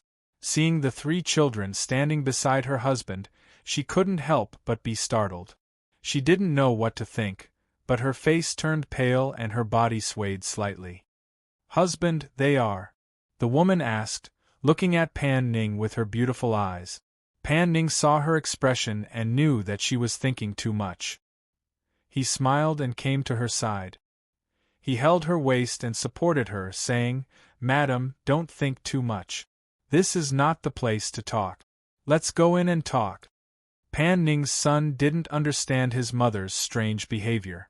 He was curiously looking at the 3 people in front of him with his eyes wide open. His gaze moved from Hao to the 2 children who were younger than him but looked exactly the same. His face was full of curiosity. "Let's go. Let me introduce you to the people in the mansion." Pan Ning looked at the 3 children and led them in. The servants in the mansion had already gone to inform the Pan family. Soon, the old master of the Pan family and the others knew that Pan Ning had returned with 3 children. Therefore, they all came to the front hall. "Big brother, why are you home today? Is father here too?" Pan Ning smiled and asked when he saw his elder brother walking out. It was a man who was a few years older than Pan Ning. He had a noble air with a bit of fierceness, which was a little different from Pan Ning's elegant gentleman. At this time, he stood with his hands behind his back. His gaze swept past Pan Ning and fell on Hao and the other two. He was slightly surprised, but he didn't show it on his face. Chapter 44-42. What surprised him even more was the noble aura that these three children exuded, which shocked him even more. He was an important official in the court and had seen all kinds of people. However, even the princes and princesses in the palace could not compare to these three little children. The twins were still young. The little girl had a pair of pure and beautiful eyes, pure and cute. The little boy, on the other hand, had the look of an adult. His little face was taut, and his eyes were filled with scrutiny and inquiry. There was also the older boy, who looked to be about 8 or 9 years old, but his aura had already formed. It was like a sharp sword, fierce and intimidating. His aura was slightly cold, and his little face was cold and sharp. At this moment, he was also staring at him. While he was sizing him up, he was also sizing him up. After all, he was in a high position, and the aura he emitted was intimidating. Even an adult wouldn't dare to stare at him and size him up like this. However, these three children weren't alarmed, didn't panic, and actually dared to stare at him and size him up without batting an eyelid. This caused him to see them in a new light. "I am on leave today. Father has just returned. He knows that you are home and will probably come over," he said as he withdrew his gaze from the three children. "That's good. I brought these three children back. I can tell them and let them get to know each other. In the future, these three children will live in our house," Pan Ning said with a smile. He said to the madam beside him, "Bring the children in first. Let the servants prepare some pastries for them to eat first." "Okay." The beautiful madam replied softly. After bowing slightly, she held her son's hand. Looking at the three children, she said gently, "Come in with me. Go to the front hall and rest." Seeing that the children were taken away, Pan Hong asked, "What's going on?" "It's a long story." "Oh, grandfather is here." Pan Ning saw the familiar figure slowly walking over. He could not help but smile and quickly went forward to support him. "Grandfather, you are well informed. You know as soon as I enter the house." Pan Ning glanced at him and said, "I heard that you brought three children back. That's why I wanted to come and see what's going on." He paused for a moment before continuing, "Don't tell me you've done something to betray Chioi?" Hearing this, Pan Ning was stunned, then laughed out loud. "Grandfather, it's not like you don't know what kind of person I am. Besides, Chioi and I are deeply in love. How could I do that kind of thing? This matter is really not what you think." He smiled and shook his head. He didn't expect his family to misunderstand. However, he didn't say anything else. He only said, "I met these three children when I came back. They were separated from their family and couldn't remember where their home was, so I brought them back and temporarily let them stay in our house." This excuse isn't very clever, it's full of loopholes. The Pan family's eldest young master, Pan Hong, glanced at him indifferently, obviously not believing his words. The old man also glanced at him and didn't say anything. That glance clearly showed that he didn't want him to come up with any excuses to brush them off. Pan Ning smiled embarrassedly. At this moment, he saw his father coming. He immediately bowed and greeted, "Father." Chapter 44-43. Hee, I'll tell you in detail when we get to the backyard. Let's go in first and introduce you to the three children. They'll be living in our house from now on," Pan Ning said and gestured for them to go in first. The three of them looked at each other and walked in.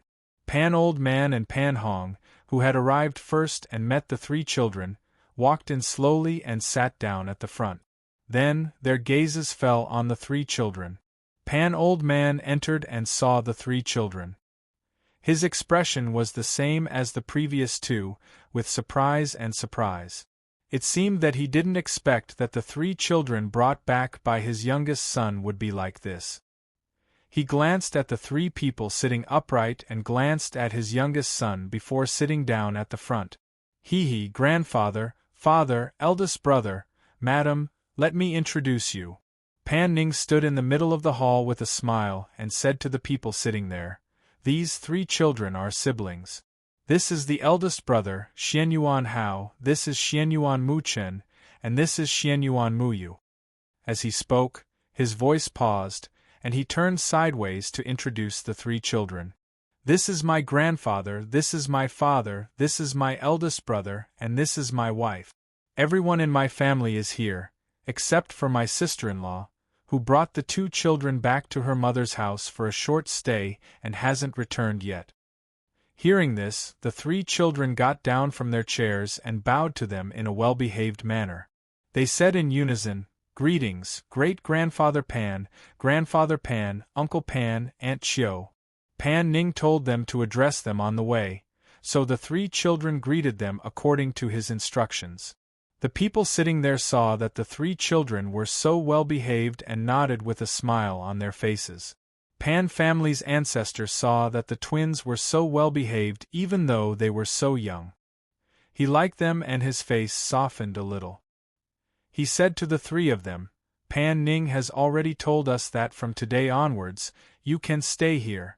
Just treat this place like your own home. And, since you're here, don't be shy and stay here at ease." Pan Old Man nodded and said. Pan Hong looked at the three children and paused for a moment. He said, "If you lack anything or need anything, just tell Pan Ning and he will arrange it for you." "Yes," the three children replied. "Oh right, this is my son, Pan Bo Ching. You can play with him in the future." Pan Ning came to his son's side and touched his head. He asked with a smile, "Daddy brought you a little friend, are you happy?" Yes, I'm happy. My little brother and sister are so cute." The silly little boy grinned. He looked at Hao and said, "Big brother is good-looking too." However, he looked cold. He didn't dare to look at him. Hearing this, Pan Ning couldn't help but chuckle and pinch his son's little face. Hearing this, some of the elders of the Pan family looked at Pan Ning while others drank their tea. However, they all listened attentively to see how he would arrange things. And Chapter 44. After all, the south courtyard was the best courtyard in the Pan family. Usually, even if they received ordinary guests, they would not be arranged to stay in the south courtyard. Only when they received important guests would they be arranged to stay in the south courtyard. Who would have thought that Pan Ning would arrange the south courtyard for three children to stay in today? It was really surprising, but it also made them even more curious. Who exactly were these three children? Old Master Pan glanced at Pan Ning, coughed lightly, and said, "Chiu-yi, bring the children to familiarize themselves with the residence's environment. Then, see what they need to add and arrange it for them." "Okay."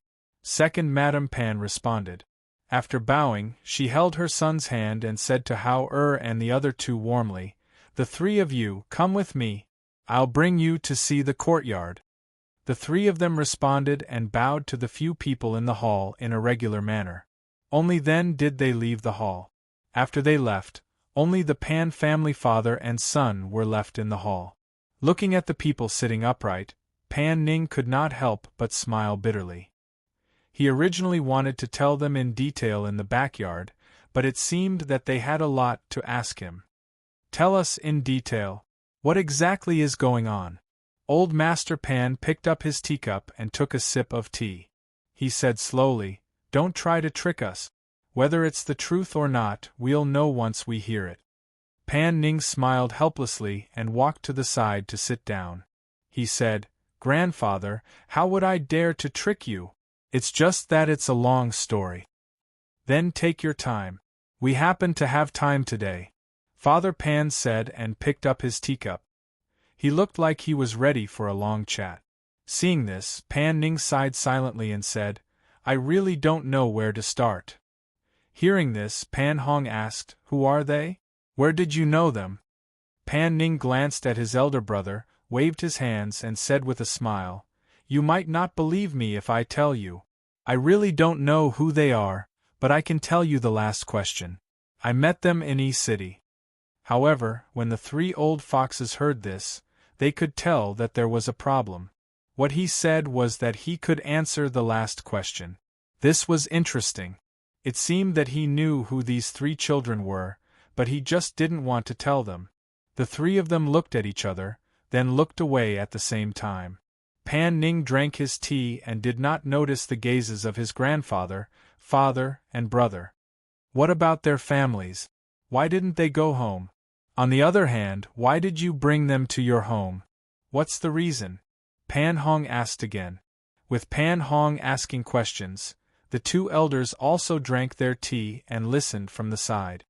They're looking for it too, but they're injured and hurt their heads. They can't remember where their house is. As Pan Ning spoke, he put down the teacup and looked at the 3 of them, saying, "These 3 children don't have any elders accompanying them to protect them. As you can see, the 3 of them don't look like children from ordinary families. Wherever they go, they will attract the attention of everyone." Chapter 44-45. Hearing his words, the 3 of them fell silent. That's right, from their point of view, they could naturally see that the 3 children were of extraordinary birth. They were definitely not children of ordinary families. However, to bring the 3 children back just like that, it seemed like Pan Ning's father looked at him and said, "You know that raising 3 more children is not a big deal to our Pan family. However, what we are worried about is the identity and background of these 3 children. That is the most important thing. I don't know about their identity and background, but I know that they must be of extraordinary birth. That's why I want to help them when they are in trouble." Pan Ning looked at them with a serious and solemn expression and said, "Grandfather, father, eldest brother, there are some things that I can't tell you. However, please believe me, I know what I am doing." Hearing this, the 3 of them did not ask any more questions and only nodded. "Since you have said so, we won't ask any more questions. We also believe that you know what you are doing." Seeing that they did not ask any more questions, Pan Ning sighed in relief and said, "They will stay at home. I think that we will treat them as distant relatives. Moreover, I think that the 3 children will study with Qing, and the others under grandfather." Old Man Pan stroked his beard and nodded, saying, "Teaching one is still teaching, teaching a few more is still teaching. Those children seem to be very likable, so let them study with us." "Thank you, grandfather." Pan Ning hurriedly stood up and thanked him. Old Man Pan smiled and said, "We are all family. There is no need to be so formal." He stood up and said, "All right, I have to go back first. You see when they can bring Qing over." "Yes," Pan Ning replied with a smile. "I still have some things to deal with. You will have to take care of the 3 children." Pan Ning's father said and left. Pan Hong walked to his side and patted him on the shoulder, saying, "I have to pick up your sister-in-law and the children in a while. I will leave first." After watching them leave, Pan Ning stepped out of the hall and looked at the sky outside. His heart trembled slightly. The world was so mysterious. If he did not see it with his own eyes, how would he know that there were immortals in this world? If he hadn't seen it with his own eyes, how could he have believed that the 3 young children could be so calm and meticulous in dealing with matters? It was just that he didn't know who their parents were. To be able to raise such outstanding children. When the 3 children stayed in the residence, they told the servants that they were the young master and young miss of the Pan family. Because of the Pan family's rules, the servants treated them with respect and didn't dare to be impudent. At night, Hao stood in the courtyard and looked at this elegant and quiet courtyard. No one knew what he was thinking. Mu Chern and Mu Yu walked out and saw him standing in the courtyard. They walked over and asked, "Brother, why are you standing here?" Hao looked at the 2 little ones and a smile appeared on his cold little face. "No, I was just thinking about something." He led the 2 of them inside and said, "The wind is strong at night. Don't catch a cold. Sleep early tonight. Uncle Ning said that tomorrow he will take us to the city to play. Yu said while beaming with smiles. In the room, Hao looked at them and asked, "What do you think of Uncle Ning?" Chapter 44-46. Hearing this, Hao held their hands and said seriously, "You two have to remember that although Uncle Ning is very good to us, you can't tell him our secret. Do you understand?" Mu Chen nodded and said, "I know." Yu beamingly smiled, and just like a little fox, she also nodded her head. Yu also knows. Big Brother had told us before, we must guard against people. Yu remembers. Yes, you can't be unguarded, but you can't have the heart to harm others. Hao smiled and taught again. Yes, Yu remembers. The little one nodded with a smile. You can't take out the things in the space casually. You don't have to let others know. We have the space. You can't even tell Uncle Ning. You can't tell anyone about the cultivation method and martial arts that Big Brother taught you. He reminded them again. Yes. The two little guys nodded and listened carefully. Well, you two are tired. Go to bed early today. He acted like a little adult. He touched the two little guys' heads and let them go to bed first. Then Big Brother should go to bed early too. The two said, "Okay." Hao watched them take off their clothes and go to bed. He helped them pull up the quilt and then turned outside and went to the room next door. Because they had to cultivate, there couldn't be too many servants walking around in the courtyard. Therefore, when they wanted to arrange for servants to come over and take care of them today, he refused. When he returned to the room, he didn't go to bed directly. Instead, he sat cross-legged on the bed and cultivated. He was the big brother. He was older than his younger siblings. Moreover, he remembered many things. However, there were some things he didn't tell the two little ones. There were no cultivators on this continent. In fact, he was afraid. He was afraid that his parents wouldn't be able to find this place, and he was also afraid that they wouldn't be able to go back. Fortunately, he knew the cultivation method and there were many cultivation books in the space. Therefore, he could only work hard to cultivate, hoping to become stronger so that he could find the way back with his younger siblings. The next morning, Pan Ning took the children out of the house in a carriage. Compared to the three children who sat in a regular distance, her children were like naughty children. Even when they sat in the carriage, they would not stop moving. The little boy rolled his eyes, and looking at Yu, who was sitting properly, he couldn't help but move towards her side, and asked with a beaming smile, "Younger sister Yu, I am also Big Brother, do you want to call me Big Brother?" Yu blinked her beautiful eyes and looked at the little brother who was older than her. After thinking for a bit, she sweetly called out, "Big Brother Fu Qing." Hearing that soft and sweet voice calling him Big Brother Fu Qing, the little boy jumped up in excitement. "I'm a big brother too. I'm a big brother now." The little boy was very happy. He looked at Mu Chen expectantly and asked, "Brother Mu Chen, do you want to call me Big Brother?" Mu Chen glanced at him and looked away. "No." "Ah? Why? I'm obviously older than you." He scratched his head and looked at him with a puzzled expression. "If you don't want it, then don't." Mu Chen was also a little arrogant. Seeing this, Fu Qing thought for a bit and took out a candy from his pocket. "Call me Big Brother, and I'll give you candy." "I don't want it." Mu Chen glanced at her and then looked away. Chapter 44-47. When Pan Buqing saw that his father had asked him to sit down, he obediently ran to his side and leaned against him while looking at Mu Chen with his pair of eyes. Pan Ning first brought them to the city for breakfast, then took them out for a stroll around the city. He also brought the children back to buy some things. They only returned to the Pan residence in the evening.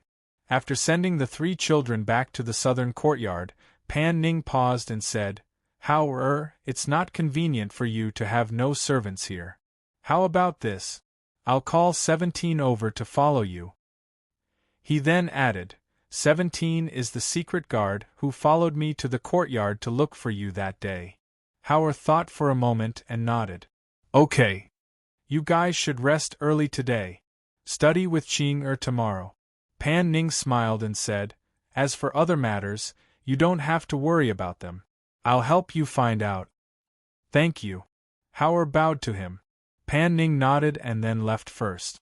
The three children entered the room. Not long after, they heard a voice from outside. Young Master Hao, I'm here to report. A young man in ordinary green stood in the courtyard and reported. The door opened and the three children walked out. Howard looked at the man in the courtyard and asked, Did Uncle Ning tell you everything? Yes, young Master Hao. From today onwards, 17 will serve the two young masters and young mistress and listen to their orders, he said respectfully. Howard glanced at him and didn't say much. He just told him the rules. If you stay here, you have to abide by my rules. Without our permission, no one is allowed to enter the courtyard. In addition, you can wait outside the courtyard. If there's anything, we'll call for you. Yes, he replied respectfully. You may leave, Howard said. Thus, after bowing, 17 left the room. At night, the three children did not go to bed early. Instead, under Howard's guidance, they sat cross-legged on the bed to cultivate. 17, who was guarding outside the courtyard, looked at the room with the lights on. His eyes flashed, and he could not help but think of what the second young master had told him in the evening. Second young master had instructed him to stay by their side and take care of them. He had also instructed him to do more and speak less. In the southern courtyard, no matter what the three children did or said, he had to keep an eye on them. However, he was not to speak of it to outsiders. Even if the masters of the Pan family asked, he was not to say much. Thinking of the second young master's instructions, he also knew that these three children had an extraordinary background. Naturally, he did not dare to be careless. In the room, Hao who was cultivating with the two little ones, slowly opened his eyes in the middle of the night. He looked at the two little ones and called out softly, Chinner you. When the two of them heard his voice, they opened their eyes and looked at him. The moment they opened their eyes, there was clarity in their eyes instead of confusion and sleepiness. Big brother, what's wrong? You asked while looking at him with her pair of beautiful big eyes. Chapter 44-48. Okay. The two nodded. You smiled and said, Big brother, if you can't wake up tomorrow, you must wake us up. Hao smiled and patted her head. I will. You can sleep at ease. It doesn't matter if you forget to wake up tomorrow. I'll wake you up. You answered happily and yawned. She was a little sleepy. Let's sleep early, Hao said and left after letting them lie down. The next morning, before the sky was bright, Hao woke up Mu Chen and Mu Yu. The three of them practiced boxing in the courtyard. Compared to Hao's punches, Mu Chen and Mu Yu's punches were weak. However, they were still young, so Hao didn't have high requirements for them. He only let them practice until they were familiar with it. As for the rest, he would talk about it later. After sweating profusely and bathing, the three children ate breakfast and were about to go out when they saw the dignified Pan Buching trotting towards them. Big brother Hao, little brother Chinner, little sister Yu, I'm here to take you to school. The little guy bounced over, followed by a boy and a girl who were 2 or 3 years older than him. The girl was about 6 or 7 years old, and the boy seemed to be the same age as Hao. The two walked over and looked at the three with curiosity in their eyes. Brother Qing, are they the 3 people my father was talking about? Asked the boy. He walked up and looked at Hao and the others. It's them. This is... Pan Buching was about to speak but was interrupted by the boy. I'm Pan Bowen, and this is my sister, Pan Shuer. My father is the eldest son of the Pan family. When we came back yesterday, my father already mentioned you, he said with a smile. You're Xianyuan Hao. You two are twins, Xianyuan Mu Chen and Xianyuan Mu Yu. Big brother Bowen, big sister Shuer, you can call me Yu. The little one showed a sweet smile and looked at the two of them obediently. This is for you. The little girl with red face took out a wooden doll and handed it over to Yu. She seemed to be somewhat shy, and spoke in a low voice, but when she heard you were calling her big sister Schwer, her pair of eyes flashed, and she was very happy. Er's eyes lit up, and taking the gift she handed over, she said with a smile, "Thank you, big sister Schwer. I also have gifts for you."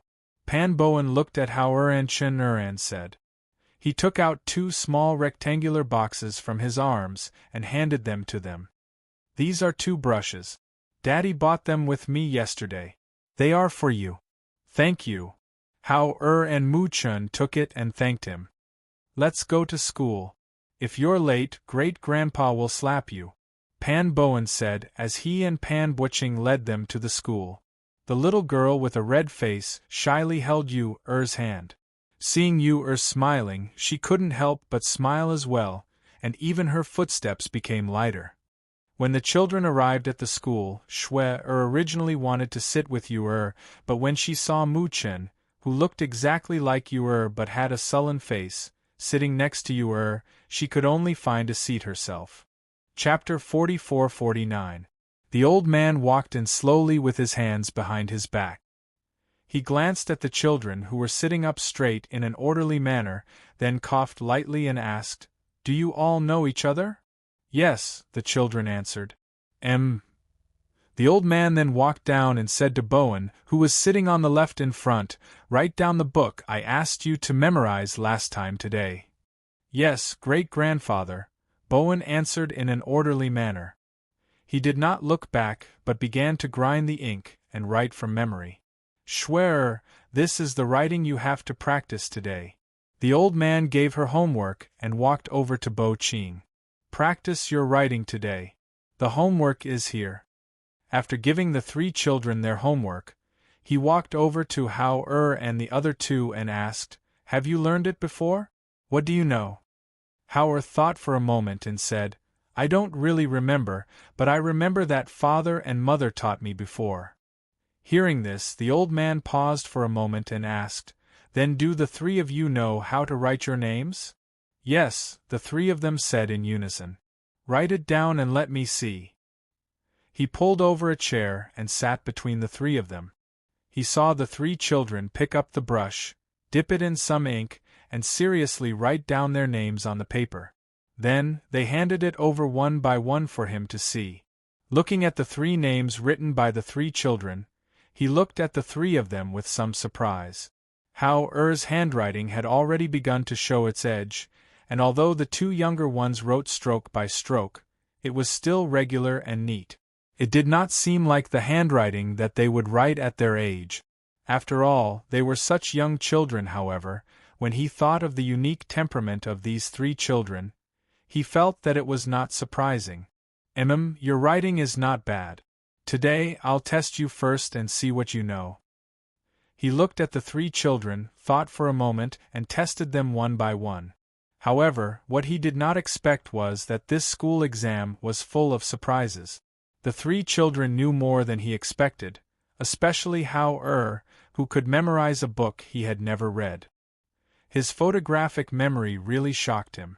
Of course, Old Man Pan would never have guessed that it was because Hauer was an immortal.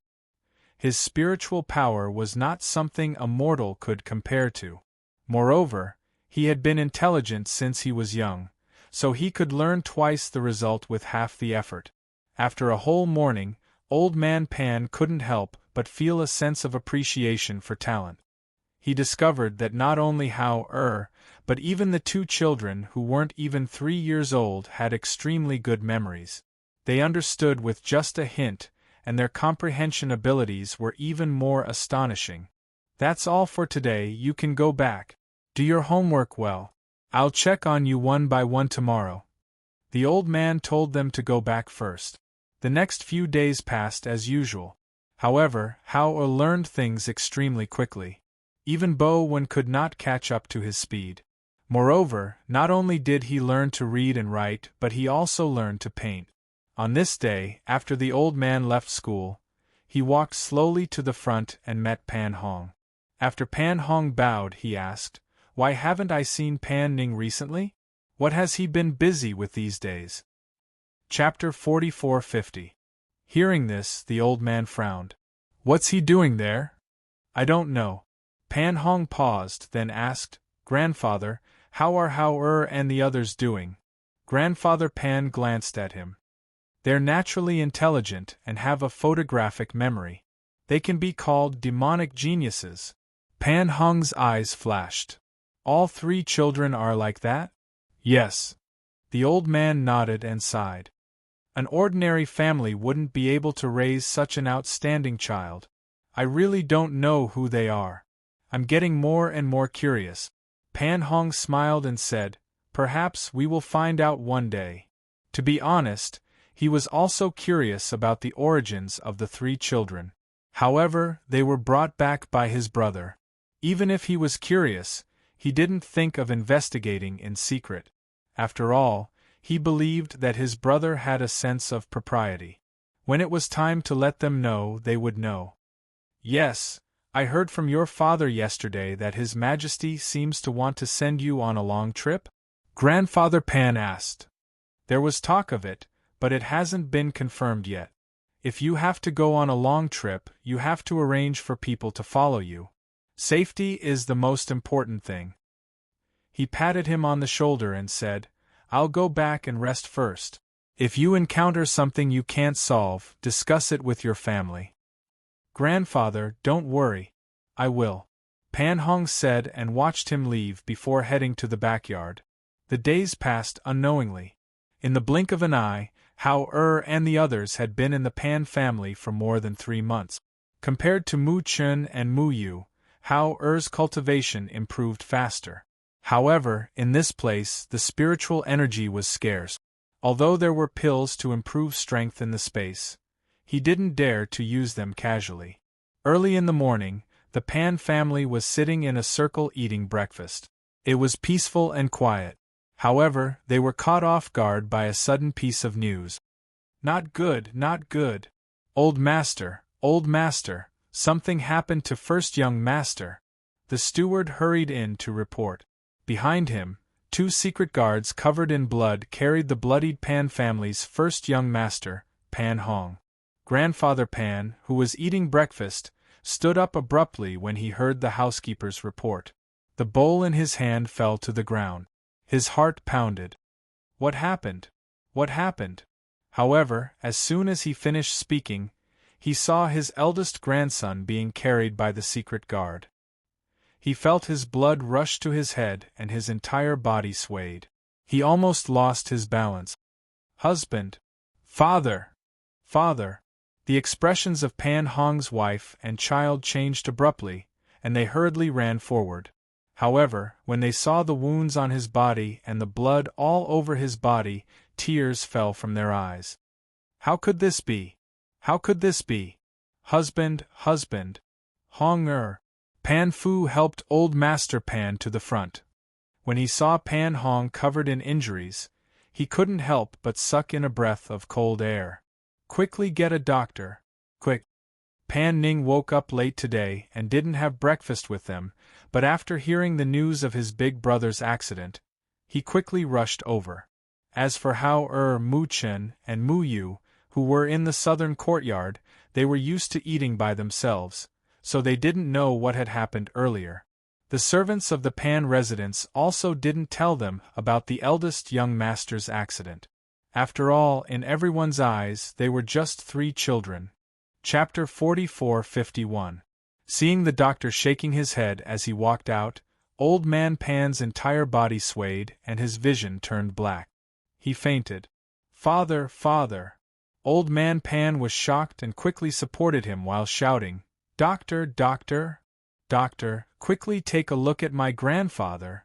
Pan Ning quickly walked out and pulled the doctor, who had just walked out of the room. The doctor sighed in his heart and returned to check Old Man Pan's pulse. He then took out some medicine and placed it under Old Man Pan's nose for him to smell. He then pressed on Old Man Pan's Rinzhong point and said, Old Master is fine. He just fainted from the shock. He's getting on in years, so you should send him back to rest first. Is there really no hope for Hong-er? Doctor, you must save him. You must save him. Old Man Pan woke up and held the doctor's hand as he pleaded. Sigh. Eldest young master's lungs have been injured, and he has lost too much blood. Not only that, but the tendons in his legs have also been severed. This person is trying to kill him. With such serious injuries, this old man is really powerless. The doctor sighed and withdrew his hand. He cupped his hands towards them and turned to walk out. Hearing the doctor's words, the Pan family's faces turned pale with grief and sorrow. Pan Hong's wife covered her mouth and sobbed beside the bed. How could this be? How could this be? Old man Pan sat down and muttered in disbelief. Pan Ning clenched his fists and refused to give up. I'll go to the city to find other doctors. Father, immediately go to the palace to explain the situation to the emperor and ask for an imperial doctor to treat Big Brother. Yes, yes. I'll go to the palace to ask for an imperial doctor immediately. Old man Pan heard Pan Ning's words and recovered from the shock. He quickly stood up and walked out. I'll go to the palace to ask for an imperial doctor immediately. Madam, please send grandfather back to the courtyard to rest. Pan Ning looked at his wife and said, No, I want to stay here. I'm not leaving. Old man Pan said, unwilling to leave. He was worried that if he left, he wouldn't be able to see his grandson for the last time. I'll stay here and take care of him. If all of you go out, someone will have to look after him. Pan Ning's wife said softly. All right, then I'll leave the manor to you. I'll go out now. As for sister-in-law, you. Pan Ning gestured and looked at his sister-in-law, who was sobbing in the inner room. You go. I'll stay here, she said as she watched him leave. She poured a cup of water for the old man and went into the inner room. She crouched down and hugged her, comforting her. How? Who was it that did this? Pan. Old Pan. They. Of course, the children of the Pan family were also sensible. Although they were brought back to the courtyard, they didn't say a single word, but tears continuously fell from their eyes. Pan Bo Ching, who was usually the most mischievous, saw Bowen and Shui crying silently. He couldn't help but wipe his tears. He pursed his lips and said, Big brother, little sister, don't cry. My father and grandfather have already gone to find a doctor. Uncle will be fine. Chapter 44-52. Sister, don't cry, don't cry. Fu Qing did not know how to coax people. Seeing her crying more and more sadly, and his elder brother also had his head lowered, he could not help but cry as well. He wiped his tears and ran out. Hao and the other two were still in the courtyard and had not been discharged. In addition, the south courtyard was rather secluded. The servants in the front were moving about chaotically, but the south courtyard was still quiet and elegant. 17 was waiting outside. Because he had heard the news from the other secret guards, he was also anxious and worried at this time. How was the eldest master now? Just as he was thinking, he saw Fu Qing crying and wiping his tears as he walked over. He quickly went forward and called out, Master Qing, what's wrong with you? Fu Qing glanced at him and ignored him. He continued to cry as he walked towards the south courtyard. Seeing this, 17 hurriedly came to the entrance of the southern courtyard and said, Young Master Hao, young Master Qing is here. Sob sob, sob sob. Fu Qing walked in as he cried. He stood in front of the three people and could not stop crying. In the courtyard, Hao Mu Chen and Mu Yu could not help but look at each other. Yu could not help but ask, Brother Fu Qing, why are you crying? Did Uncle Ning hit you? Sob sob. No, no, sob sob. Fu Qing sobbed as he cried. Then what's wrong with you? Mu Chen asked. He really could not bear to see this boy, who was a head taller than him, crying non-stop. Sob sob. My uncle is going to, sob sob. He's going to die, sob sob sob, he said intermittently, sob sob. I told Big Brother and little sister that Uncle will be fine, but Uncle has a lot of blood on his body, and he won't wake up. The servants in the residence are all all saying that Uncle is going to die, sob, sob, sob. I don't want Uncle to die, I don't want Uncle to die, sob, sob. Hearing this, Mu Chun and Mu Yu were stunned. Uncle Hong, who had a cold face but would send them things, was going to die? Howard frowned as his cold little face darkened. He looked at 17, who was standing at the side, and asked, "What happened?" Eldest young master was ambushed on his way back. The bodyguards accompanying him were all killed.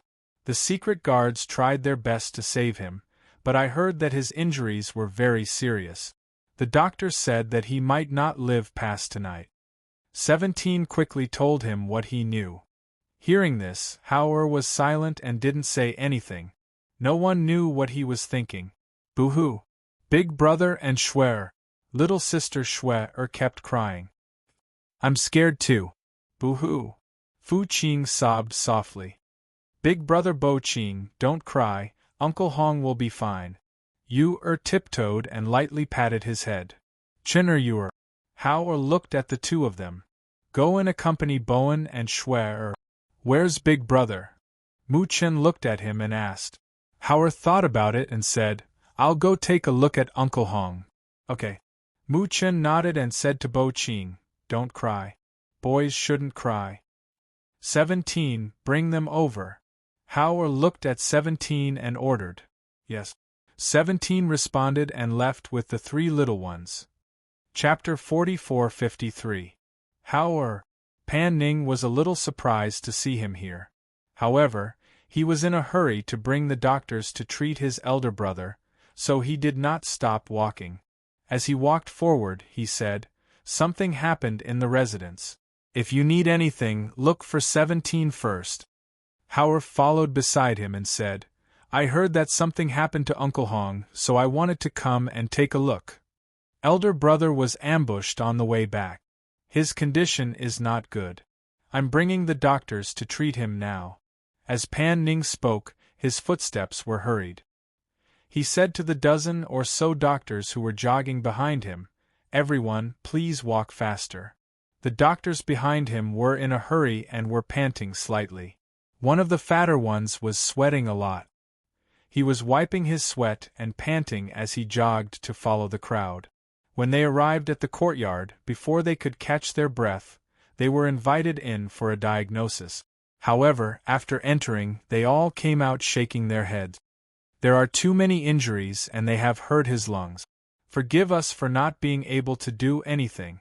As they spoke, they did not dare to ask for a consultation fee and left on their own. The dozen or so doctors came quickly and left quickly. Pan Ning did not even have the strength to stop them as he watched them leave. He looked at his elder brother on the bed and stood there in a daze. His eyes could not help but redden. Outside, Howard listened to the doctor's words and was silent for a while. Just as he was about to walk in, he saw Pan Ning's father hurrying over with two old men. He retreated to the side and watched them enter before following in. I've brought 2 imperial doctors. Quick, please save my eldest son. Pan Ning's father hurriedly said and pulled the 2 imperial doctors forward. Let us catch our breath first. The 2 old men who were pulled in hurriedly were out of breath. After they steadied themselves, they took a few deep breaths before looking at the person on the bed. They were no strangers to Pan Hong. However, when they saw Pan Hong lying on the bed with a pale face and an extremely weak breath, the 2 imperial doctors looked at each other and sighed in their hearts. With just one look, they knew that young Master Pan was most likely doomed. Even so, the 2 of them did not say much. They just went forward and seriously checked his pulse. The members of the Pan family watched from behind with their hearts in their mouth. Due to their nervousness, their palms were sweating. More than 10 of the best physicians in the city had come, and all of them had said that there was no hope. Now they could only place their hopes on these 2 imperial physicians. If even they couldn't do anything about it, then it was really. Howard saw that the old master was so nervous that his body was trembling. The others were also worried. They looked at the 2 imperial physicians with nervous and hopeful gazes. He pursed his lips and looked away. In his memory, His mother had taught him some simple medical skills. In addition, he could feel that Pan Hong's aura was extremely weak from the moment he came in. His face was also faintly covered with a layer of death aura. A mortal's aura was so weak that he could die at any time. If there was no divine medicine, it could be said that he was dead for sure. He had life-saving medicinal pills in his space. However, if a person who had been sentenced to death survived because of his medicinal pills, he thought that there would be a lot of trouble in the future. Moreover, if they knew that he had a life-saving pill, it was hard to guarantee that they wouldn't become greedy. Chapter 44-54. No one in the room made a sound because of the imperial physician's diagnosis. The two imperial physicians shook their heads and said, "There are a total of 27 wounds on eldest young master's body. The most serious one was a sword stab to the heart. He's just hanging on with one breath. He won't be able to make it through tonight. You'd better prepare for his funeral." They sighed and shook their heads. Just as they were about to walk out, one of the imperial physician's legs was hugged by eldest madam, who had fallen to the side. "No, my husband won't die. I beg you to save him. He won't die. He won't abandon us. I beg you, please save him." Eldest madam cried and begged, refusing to let them go. In her opinion, if they left as well, then no one would be able to save her husband. Her pleas were filled with grief and sorrow.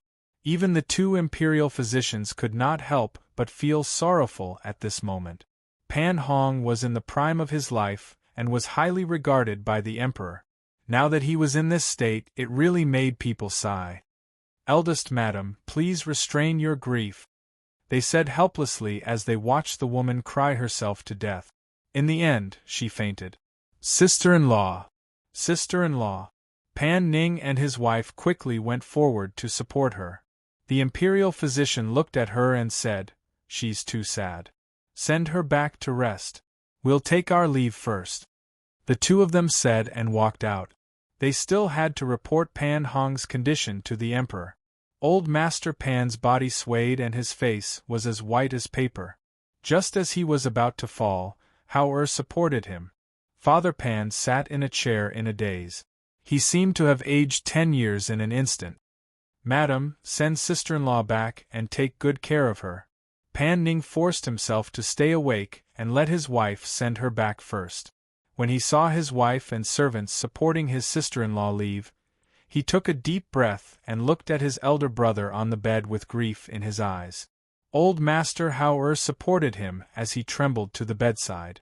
Looking at his dying grandson, he couldn't help but cry. He said in a choked voice, "Why can't I be the one lying here instead of dying before my grandson?" Unable to bear the impact of this grief, the old man, who had been holding on for a long time, finally collapsed. His body twitched and his mouth was slightly crooked. Saliva flowed out from the corner of his mouth, shocking the father and son of the Pan family. "Grandfather! Father!" Father Pan and Pan Ning quickly stepped forward to support him, fearing that something would happen to him. Father Pan hurriedly said, "Quickly send your grandfather back and let the doctor take a good look at him. Your eldest brother is already like this. We can't let anyone fall in our house." Hao watched as the room turned into a mess after the old master collapsed. He retracted his gaze, and with a flick of his hand, he stuffed a pill between his fingers into the mouth of the dying Pan Hong. He moved so quickly that no one noticed that he had stuffed a pill into Pan Hong's mouth. After old Master Pan was sent back to the courtyard, the room became quiet again. Old Master Pan turned around and walked to the bedside with heavy step. Looking at his son who was on the verge of death, he couldn't help but cover his face and cry softly.